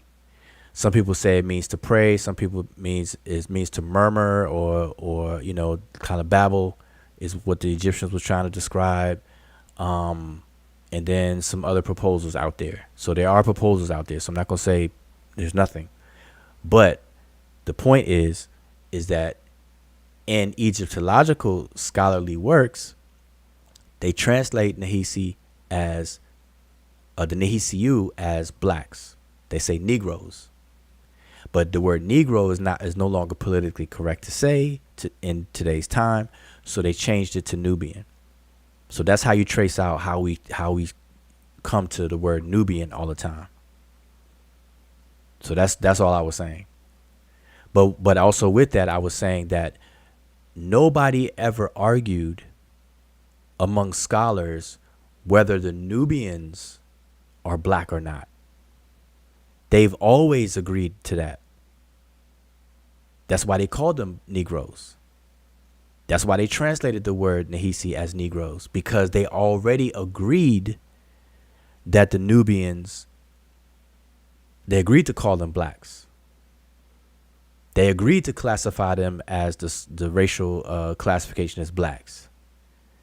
Scholars already agreed to that, and they did it from the early 1900s. Here we are in 2024. So they never argued that. But what I'm saying is that nowadays, in the 50 plus year fight to make the Egyptians black, to try to make the Egyptians to force the Egyptians under our modern social construct, people are trying to say the Egyptians are black. And so the shortcut to do that is to say the Egyptians and the Nubians are the same people, because people already know that the Nubians were already agreed upon that they're black. So why not make the Egyptians and Nubians the same? Therefore, you're making them black. That's how the game is played. That's what's going on. When people are trying to make the Nubians and Egyptians the same people, they're not. None of that matters.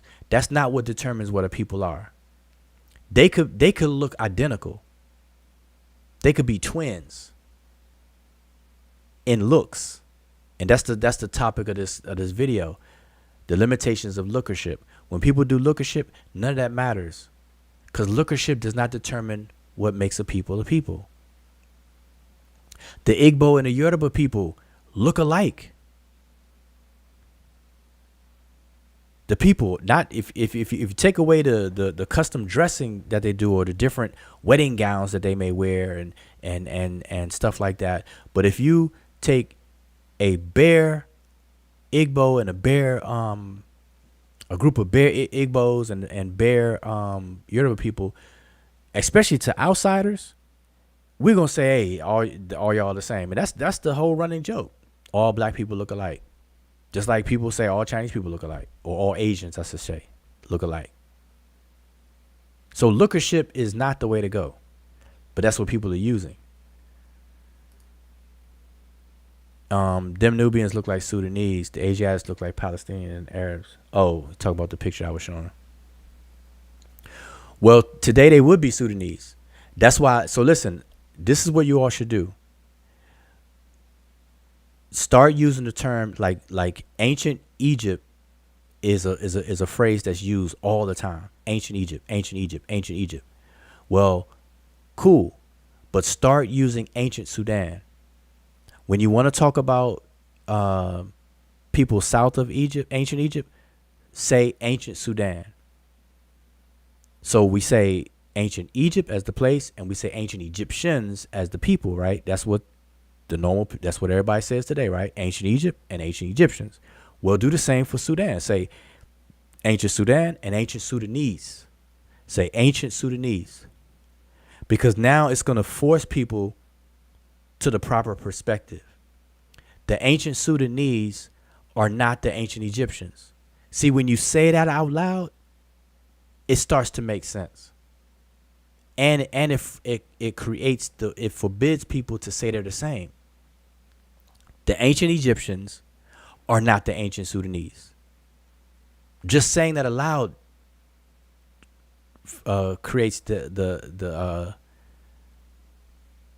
it bans people from saying they're the same. They're not the same. The fact that you're saying Sudan and Egypt, or Sudanese and Egyptians, like Emiket was saying, what would be the word for if they're the same? All right, let's keep going. Was there anything else? Am I missing anything? No, I don't think you're missing anything right now. Okay. Um, So can you post a link to the Facebook group one more time? yes. So what I want everybody to do that's listening right now, if you have a Facebook account, join our Facebook group. Emiket's about to post a link. It's called the Sesh Netcher Facebook group. Because when we're not live, we exchange and interact and stuff in the Facebook group, pretty much on a daily basis. Now that we, actively involved on social media. Okay, so join our Facebook group. All right. And I was sharing this earlier because this was the conversation by the brother Obi Latiwa. He made the claim that Egyptian and Nubians are the same people, and that's just false. But people do that because they're trying to throw a curve. They're trying to backdoor the argument, and it really boils down to, and this is why I told this brother that I see him as a blackist, and the blackists I define blackists are people who are so caught up in the modern social construct of race that they anachronistically apply our modern social constructs backwards in history, when that's very disrespectful. The Egyptians never did that. Ancient people just didn't do that. They did not use the same criteria that we use today to judge groups of people. They didn't do that. Culture was paramount in ancient times. Culture. And then you have, within culture, you have different cultural elements. Language being very, very important. Okay? They're not the same. The Egyptians did not see the Nehisiu as the same. And that's not to say, again, I have to put this disclaimer. That's not to say they didn't interact. That's not to say that you can't find even people called Nehisi having a very important rank and title in Egypt. It's not to say you can't find people from Nehisiu origins in Egypt in prominent positions, be they male or female. That indeed happens, just like it happens today. But as a population of people, the ancient Egyptians are distinct from the Nubians, what people like to call Nubians. Period, point blank. No one can get around that fact. And to make any other claim is just to do so in error. Okay? And I responded to the brother. You can see my responses here. I'm going to expand this one. I said again, genetic and phenotypical affinities do not define a people as a people. Y'all can see that. Genetic and phenotypical affinities do not define a people as a people. If that was the case, then the Yoruba and Igbo would be the same people. And they're not. They're not the same people. But genetic and phenotypically, they look alike. Their genes would look alike. They would share a lot of genetic markers. So I tell this brother, you need to learn what makes a people a people. Just because human beings can be part of the same genetic population does not make all the people within that genetic population the same people. Again, an ethnic reality is not the same as a genetic reality. All right? And that's the whole point. Yeah, we can actually see those things today. Like even when you say like, I mean, look at Obama. Obama is a humble son of a of a Kenyan, a man, became president. Look at Trump. Trump is a not so humble son of European immigrants who became the president of the United States. So there are so many different layers, and those we see like today is the same thing that it's easier to understand it in that sense if it's confusing how that happened also in ancient Egypt. Yep. So you have the Nehisiu who become Egyptians and who prominent places or have origins of from the south, and people have to kind of try to understand what makes an Egyptian an Egyptian, and there's different layers of it. Definitely. All right, so we're gonna wrap it up.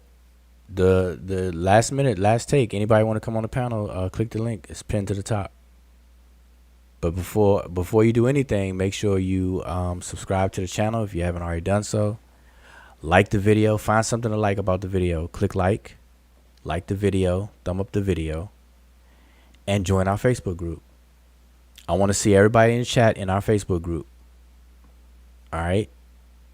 That's where the rubber meets the road. That's where, because see, on YouTube, it's conversation. On YouTube, people in the chat can have sidebar conversations. But at least on Facebook, we can actually directly talk to one another and post to each other and actually post links. We could post pictures. We could post resources on the fly. Okay, so Facebook offers a little better opportunity to engage than YouTube does. YouTube is nice and it's great, but Facebook offers a little better opportunity to engage. So I want everybody in the chat to join our Facebook group. Emiket posted the link, so click it, join it. Don't be scared. Don't be, just because you troll on YouTube, I don't care about that. It's fine. You can be a troll on YouTube, but you join our Facebook group for a different reason. That's fine. You can have two different two different personalities. I don't care. All right, that's if you want to engage. Join the group. But also in the group, based on these conversations, I posted. These are old. Like if you see, this is from 2022. This is 2 years ago. I posted this figure just to show how the Egyptians viewed their southern neighbors. So here's an example of a quote unquote Nubian person. Now, these dots right here, people assume that this is a beard, but if you look at the artifact and read up on it, this is not a beard. It's really just people assume it's a beard because of the way it looks, and you see these like somebody poked holes in it to make it look like it's hair.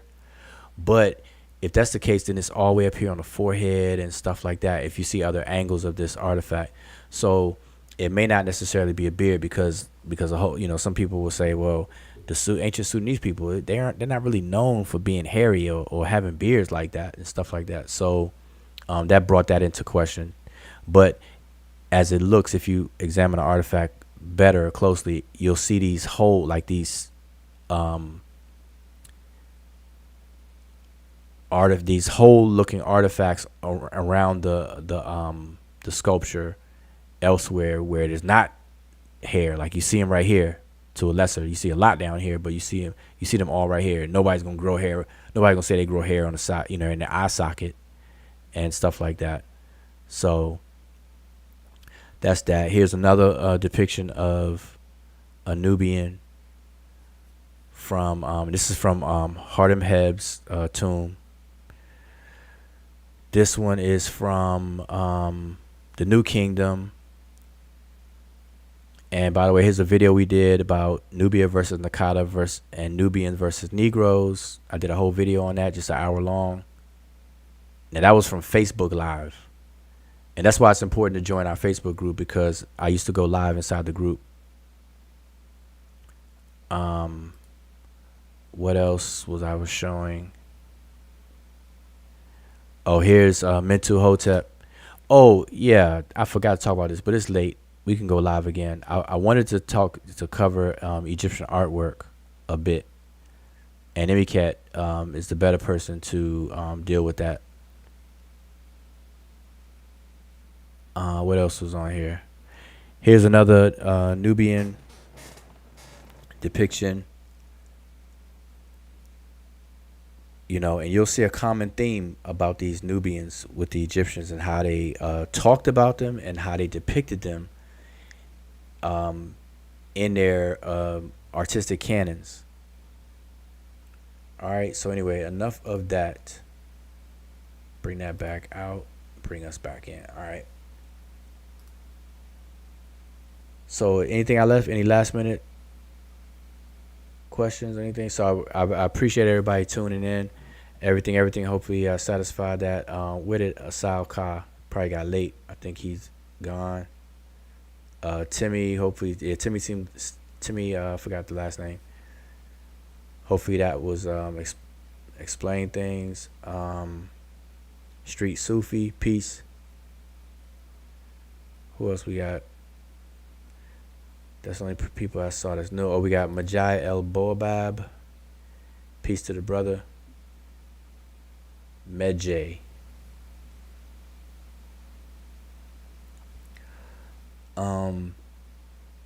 Anybody else?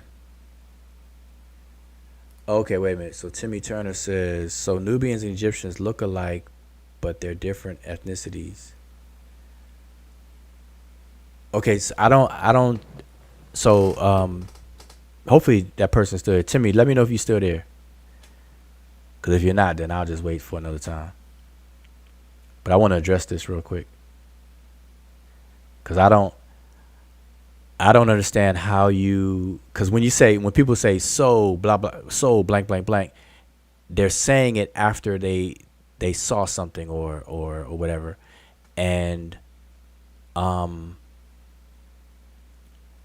nothing I showed so far would indicate that the ancient Egyptians looked like the Nubians. In at least in what I showed so far, unless you're just going based on some things you are familiar with outside of what I showed. So, for example, the Egyptians depicted the Nubians like how you see this on the screen. As a matter of fact, let me just put it on the big screen. I don't think Timmy is still there, but I'm gonna do this anyway. So let me find it here. All right, so everybody can see it nice and big. And I didn't mean to put that on there. So hopefully everybody can see that. So you can see that, right? Take this message off here. All right. So Timmy, if you're still there, are you, when you ask me that question, are you under the state of mind that this looks like an Egyptian, or that this is supposed to represent an Egyptian? If you're there, answer that question. All right. Answer that question. Let's go with another one. Put another one up here. What's another one? I have another one somewhere. I think this one right here.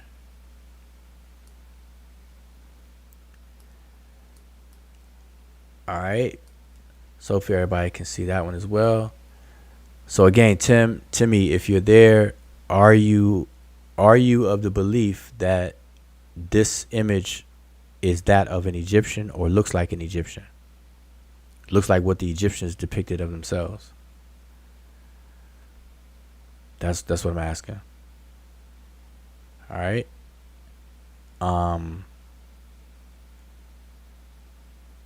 So you got those two, and then some other ones that I was showing before.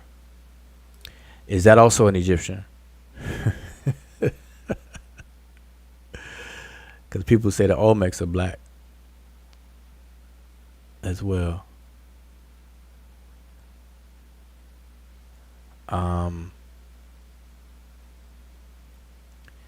Yeah, so here's some other ones. Is that an Egyptian? Is that an Egyptian? Is that an Egyptian? Are these Egyptians?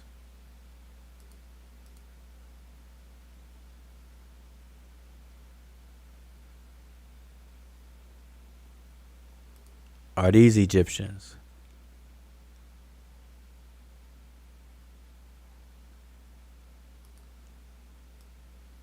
Are these on the top right here?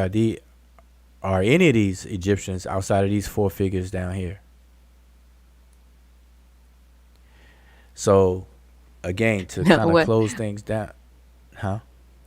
I was saying, you showing those pictures. One thing we could definitely say about the knees is that they like to floss. Yeah, they definitely. Oh, where's that picture? They definitely Yeah. like to floss. And I know what you mean. Someone right here. Yeah, they got the bling bling right there. Yep. They got the bling bling. They got the necklaces on. They got the arm bracelets going on. They got they even got the hair candy. And the leopard skin, you know how expensive that is? That's like, man, that's like wearing a chinchilla fur right now. So Yeah, nah, but they gonna turn those over though. They probably bringing those as tribute. And then they got the gold, you but know, they wear all that stuff too though. yeah. So Yep. yeah, they wore all that stuff. But the Egyptians got down too now. You can't be slouching on the Egyptians. Not Yeah, the see, but they everyday like, working.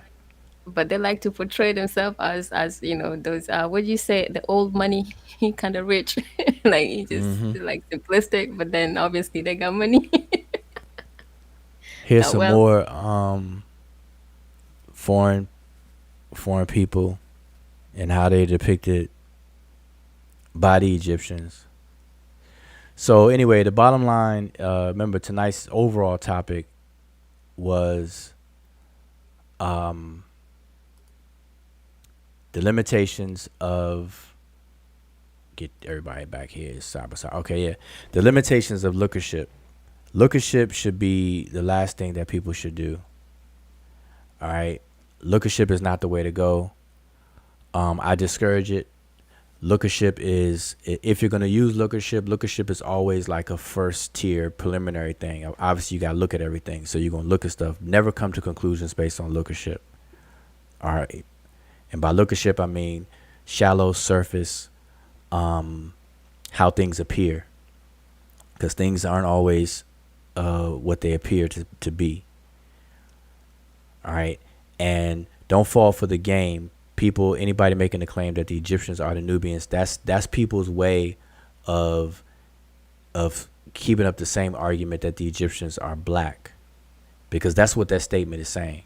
It's just a different way of saying it.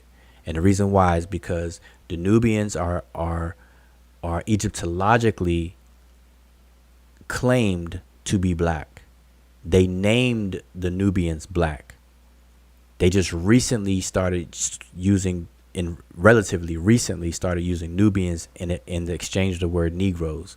They translated the word Nahisi and Nahisiu as Negroes at first.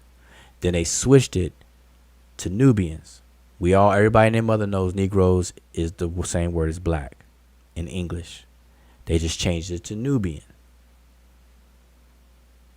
And it's a massive campaign to use it, and everybody is using it now. So the campaign was successful to get everybody to use the word Nubians and get away from using the indigenous Egyptian-centric word or the Remech-centric word that they use. The Egyptians used the word Nahisiu, and everybody can pronounce that. Nahisiu is not a difficult word to say. So why say Nubian when we can all say Nahisiu? Because the moment you say it, it's going to keep everything in their proper category, proper perspective. The Remech are not going to be the Nahisiu. They're just not. There's no text that you're going to say that the Remech are the Nahisiu. Now, the word Remech itself means humanity, human, and people.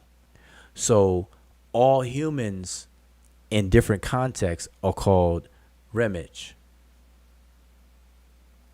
So I want everybody to be very clear on that at certain points in Egyptian history, the term Remech was used for a general term for humans.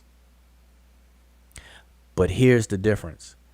Whenever the Egyptians wanted to distinguish themselves or contradistinguish themselves from foreigners, from other people, they kept the term Remech for themselves, and they used other terms for the other people. That's the difference. Okay, and they connected their ethnonym to a myth. They say the word Remech that they called themselves came from their story about coming from the tears of Ra, from the word to cry. Remit or Remich became Remech. That's their own folk etymology that they give. All right? So hope everybody understands that. But what the hell is a Nubian though? Yeah. A Nubian, so again, real quick, the word Nubian is just a replacement term for Negroes, which was a translation of the word Nahisi. So you have Nahisi, which was translated as Negroes, or Nahisiu, which is the Egyptian word, translated as Negroes, and then Negroes got replaced by the word Nubian. All right? That's it. It's 3 steps. The Egyptian original, Nahisiu. The translation, original translation, Negroes. The replacement, Nubians. All right? That's how it came about. By the scholars saying Negroes, they were saying blacks because Negroes is the word blacks. So scholars translated the word Nehisiu as blacks. Then they changed it to Nubians. Yeah, to be So politically correct. So yeah. So Nehisiu equals blacks, which equals Nubians. So when people say the Egyptians are Nubians, it's another way of saying the Egyptians are black, because Nubian equals blacks, which equals Nehisi. That's the game. They're not the same. And when you call people out on that, they always invoke DNA, and DNA does not determine what makes a people a people. And we spent the past 2 hours talking about that. I'm not gonna go over it again. So that's where we are. yeah. Plus, when dealing with ancient Egypt, when you invoke DNA phenotypes, you're just entering into murky waters because there isn't enough evidence for that, and you can't even collect. How are you going to collect evidence for that? Like enough evidence for that through the whole 3,000 year civilization? So that's just entering into murky waters. Yeah. But this question is asked is what is an Egyptian? Um, that question. See, if you fast forward and just extend the question that we've asked, because Medew, I believe you came late, and so we've already covered these points, right? The overall question is what makes a people a people. Okay. And what makes a people is when a group of people start to collectively identify themselves as being the same as opposed to others. And so what happens is what emerges is a collective self-identity. Now this is all a social constructed emergence. Nobody had to like sign up somewhere or take blood samples or nothing like that. These are things that happen naturally and organically within human populations. People start to group together based on different factors. Those factors being speaking the same language. These are all cultural elements. Speaking the same language, behaving the same, responding to different environmental pleasures and threats the same, mode of food production and items of cuisine, the same weaponry and defense, and all these different cultural factors. When they start to see similarities and sameness, people start to tacitly see themselves as part of a collective. This collective is called ethnicity, an ethnic group. And that's what makes a people a people. And this is dealt with and studied under cultural anthropology, not biological anthropology. Biological anthropology deals with a totally different set of questions involving generations, inheritance, migration of gene pools, genetic populations, and all that other kind of stuff. That's different. It's important, but it's different. They're distinct. So a genetic reality and an ethnic reality, they're not the same. And the example I always use is in Nigeria, you have the Yoruba and Igbo. The Yoruba and Igbo may share the same genetic ancestry, be a part of the same genetic population, but yet they're two distinct ethnic groups. And they engage one another accordingly. No one in the world from ancient times and modern times, no one in the world engages with each other. No populations engage one another based on biology or genetic conversations. In fact, no one could even have a genetic conversation when it comes to humans until 2003, when the human genome was finally mapped and completed in 2019. So no one in ancient times could even remotely possibly use DNA for anything. It was all based on culture is paramount. And within culture, language is paramount. Under culture. So when people ask what is an Egyptian, then you have to identify all the Egyptian cultural artifacts themselves. Group them together, and those people who share the list of artifacts, those are your Egyptians. Then you have other groups that have a different set, and so on and so on, such as language, such as, things I mentioned. That's what makes people who they are. And most of the time they occupy the same geographical space, whether sometimes it's divided by a lake or whatever. Because like I know in Kenya, what's right south of Kenya? Tanzania?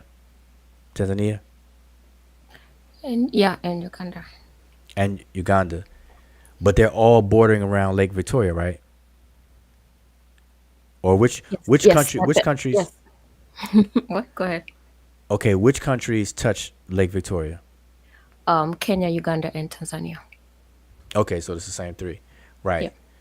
So there are like ethnic groups that may occupy one or more of those countries, but they're part of the same ethnic group. Am I right? Yes, you'll be very right. And those will be the Luo and the Maasai. I don't know if there's another one, but those are definite ones. Okay, well there you have it. So you have Maasai who are Kenyan nationals. You have Maasai who are Uganda. Tanzanian. Okay, Tanzanian nationals. All right. Yeah. And I have to remember not to say Tanzania. It's Tanzania, right? Oh, I say Tanzania, so we say Tanzania, but people abroad say Tanzania, so that's fine. I'm trying to say how people say it over there. So don't lead me the wrong way now. Okay, in Kenya we say Tanzania. Okay, all right. So I'm gonna stick with that. Tanzania. All right. So that's it. Babo Majai says Malhapri is Egyptian though. Yep. Malhapri is Egyptian.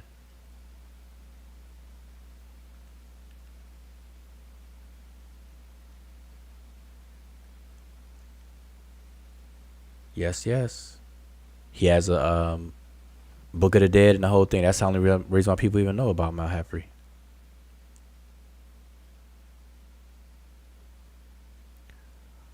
What else? Shammai was one of the most powerful Egyptians who ever lived, and he was black like us. Okay, I don't know what that means. Cause black like who? Like Imike Black? Like yeah. I don't know what that like, means. Black is not an identity. Yeah. It's not an identity. Like So yeah, Magi, you definitely have to catch up to the points that were made. Black is not an identity. Black is not an ethnicity. Black is a racial classification, and it doesn't tell you who you are. It just tells you it's just a what do you call it? It's a proxy, and it's what Europeans did in the 16th century. They tried to connect something that is scientific with something that is non-scientific. Scientific racism being brought over to a social environment, and they try to connect the way that people phenotypically look, even though that wasn't the term that was used, but they try to connect looks with a classification to justify the treatment, the inhumane treatment of people who looked a certain way. And if people want to identify with that and that be their identity, then whatever floats people's boats. But to me, that's very self disrespectful and disrespectful to any ancestors that anybody could ever have.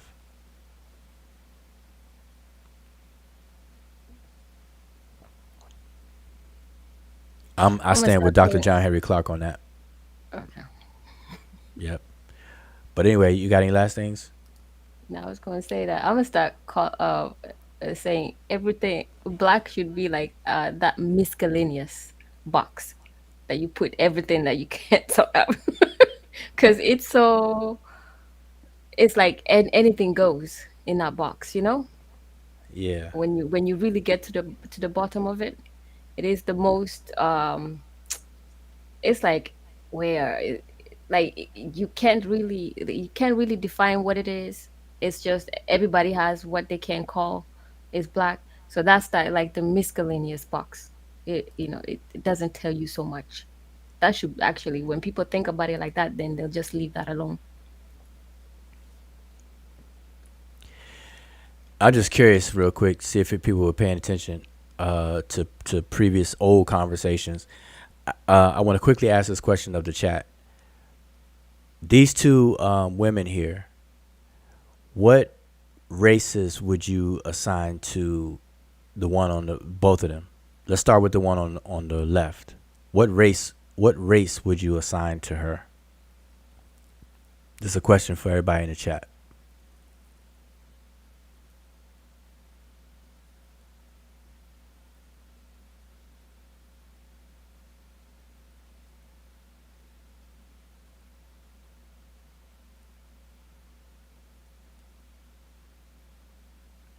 So that's a question I have for the chat.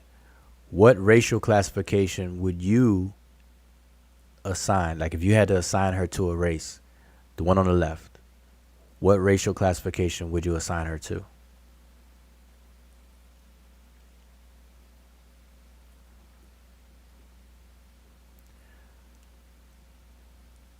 Okay, let me put now here's where it's gonna tell all, and I wish I did this earlier because it's too late because we could go in on it, but I'm closing out. But Medjay, I want you to understand something. Irish is not a race. Moroccan is not a race. Okay, and I'm not faulting. I mean, I'm not surprised because this is where people see a lot of people don't really understand and engage these issues in a proper way. And it's a lot, so I'm not trying to single anybody out or anything. But Irish is not a race. Moroccan is not a race. And so and people do this all the time. You know, they'll say white, they'll say black, but then when it comes to everybody else that don't fit white and black, they'll just start naming countries, they'll name continents, they'll say, oh, Asian or Japanese. I'm like, Japanese is not a race. So so that's not a race. That's not a racial classification. Okay, because Moroccans are Morocco or nationals of Morocco. And if anything else, that would be an ethnic group of Moors or whatever, you know, that people want to, or they, whatever they call themselves. Irish are people who live in Ireland. Ireland. Oh, me lucky charms.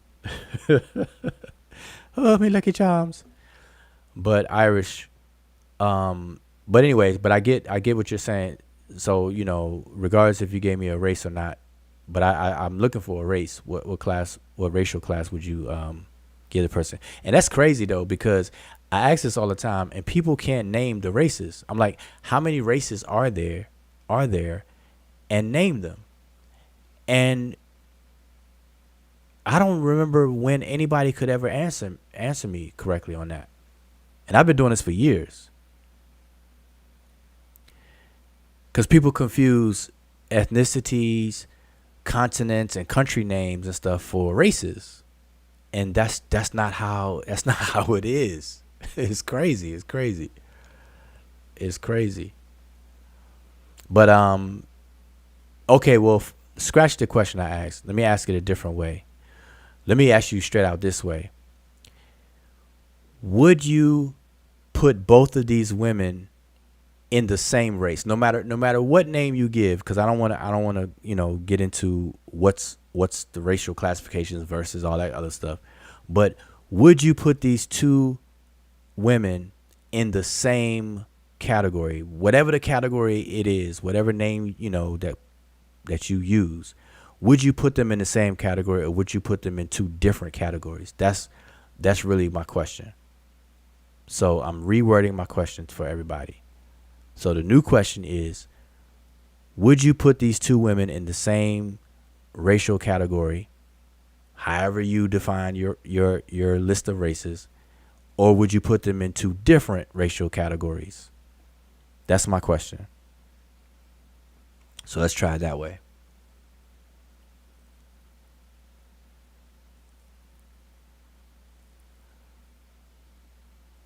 So Ramza says he'll put them in the same category. So that's the first answer I get so far. So Ramza says he'll put them in the same category. Who else? Anybody else care to answer? Would you put them in the same category or different categories? That's the question.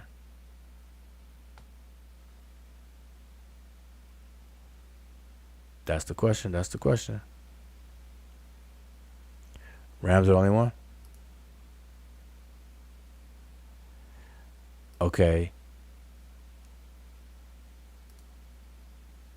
Okay, so he says they're different. So you put them in different categories. All right. So I got two answers. So Ramza said he'll put them in the same category, and Medew says he'll put them in a different category. So who's that? So that's 1 and 1. So I need a third. I need somebody to break the tie. So that's two different answers. I need somebody to break it up. Let me get one more answer. One more answer from somebody. Going once. Going twice. Going 3 times. Everything trying to be slick.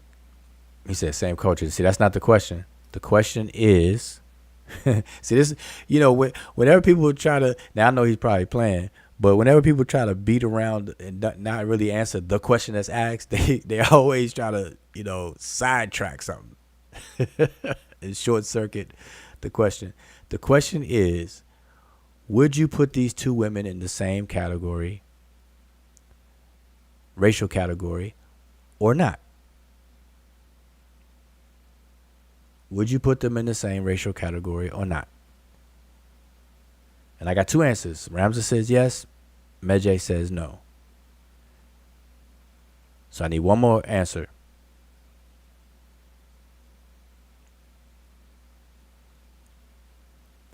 One more answer.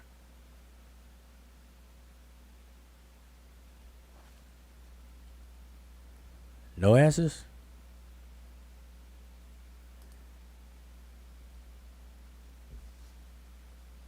These are the same two women.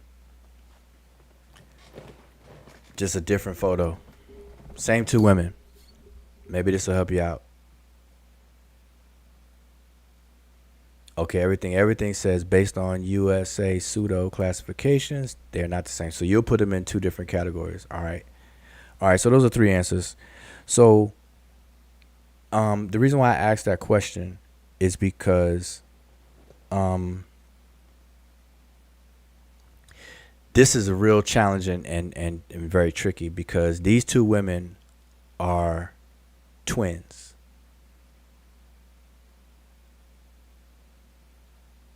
All right. They have the same mother and same father. There's no tricks. There's no surrogate. There's no artificial insemination or none of that stuff. These two women have the same parents. They have the same parents. Not only do they have the same parents, but they are twins.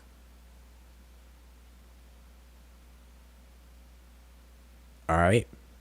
So again, I use this to close out our discussion, the limitations of lookership. This should put a period on it, that if you relied on lookership, you would count these two women as two separate classifications. No matter what your classifications are, most people, 9 out of 10 people, will classify these two women differently by way of lookership. But when you throw lookership in the trash and you actually do some work, you actually investigate with proper methodology, you'll come to find out that these two women are twins. They're not identical twins. They are, what do they call them? Fraternal, if that's the right term, but they're twins. They have the same mother and the same father. All right. So there you have it. Yep. All right. And I did a whole show about this in a different conversation. I was talking about something different. You know, I was giving some pointers on how DNA recombines and the whole nine. And I use these images. But anyway, I think these are good images to close out the discussion on the shortcomings of lookership. And by now, you know, hopefully everybody will learn enough and stay away from lookership. That's not the way to go. And where is my title card? Right here. Or is it? There we go. Limitations of lookership. So with that being said, I appreciate everybody tuning in. Hopefully, Medew, since you came late, make sure you subscribe. MK, if you could put the link to the Facebook group one more time. Everybody in the chat, join our Facebook group. Join our Facebook group, all right? Because when we're not live, we interact on Facebook. Join our Facebook group, all right? So remember, there are huge limitations of lookership. Hopefully people will stop and stay away from it, and don't allow other people to use lookership on you and argue with you. All right? MK, you got any last words? Yeah, okay. I think that pretty much summarizes it. So hopefully I think everybody on our chat actually now gets what what makes a people, and then all the different layers and how to navigate all those different layers in discussions and whatnot. So hopefully that is clear. So other than that, I would just like to say dua for sharing this live with us today, and for everybody else that turned up, and we'll see you again next time. So get in a fair or back in a fair if you're in the morning time, and Shemamota.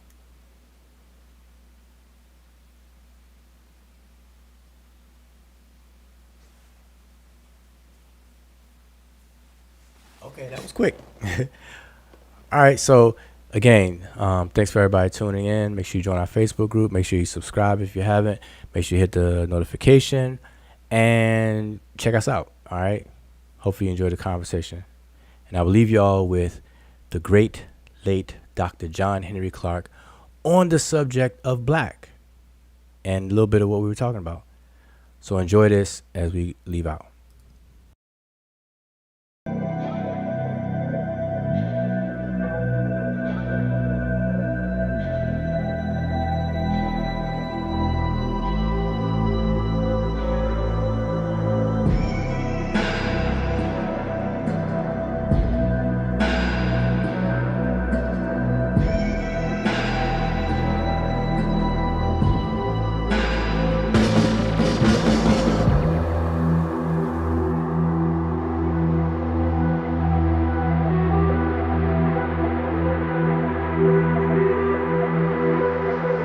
And this is the irony of it all, and this is the trap.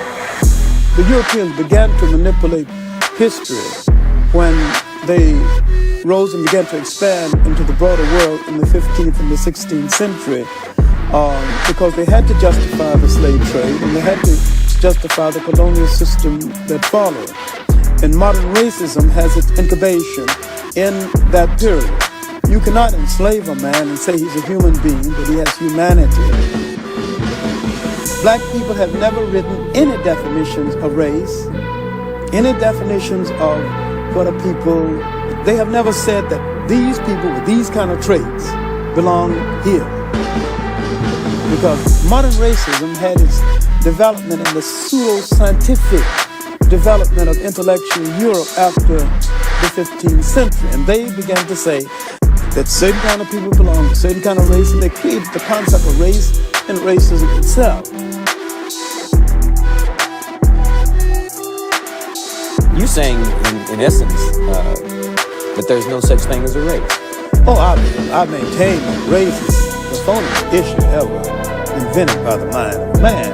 European invented, developed the concept of race. There's really no such thing as a race because nature created no races. Race is a man-made thing. Could we say that being called black was a political term? It's a political term and a term which indicates our self-awareness at this juncture in history, and I think we really need it. We need to really bathe in blackness for a while, but I wish we'd get the bath over with and go on to something a little more important. We need to really bathe in blackness for a while, but I wish we'd get the bath over with and go on to something a little more important. Black in itself is not an ethnic term. Black tells you how you look, but it don't tell you who you are. We are essentially an African people. Wherever we live on this earth, we're essentially an African people. And we relate to the millions of African people throughout the world, including the uncounted millions of Africans in Asia. The word Afro-American or African-American would probably be more appropriate and more honest and more in keeping with what we actually are. Because all of us are not positively, physically, real jet black. And so the argument now sometimes is between the supernationalists and the mild nationalists and blacker than thou. When blackness is a state of mind, a state of attitude, a state of approach to things that can exist in almost any of us, including from the blonde black person to the jet black. And the jet black can be traitors, and they can be patriarchs. They can be a whole lot of it. See, we've been everything in history from saint to buffoons. We are complete people, and we need to start looking at ourselves as a complete people. And I think that once we convinced ourselves that we're black and beautiful, we'll stop saying it and just go ahead and be black and beautiful and release a whole lot of energy for more important things. Could we say that being called black was a political term? It's a political term and a term which indicates our self-awareness at this juncture in history, and I think we really need it. We need to really bathe in blackness for a while, but I wish we'd get the bath over with and go on to something a little more important.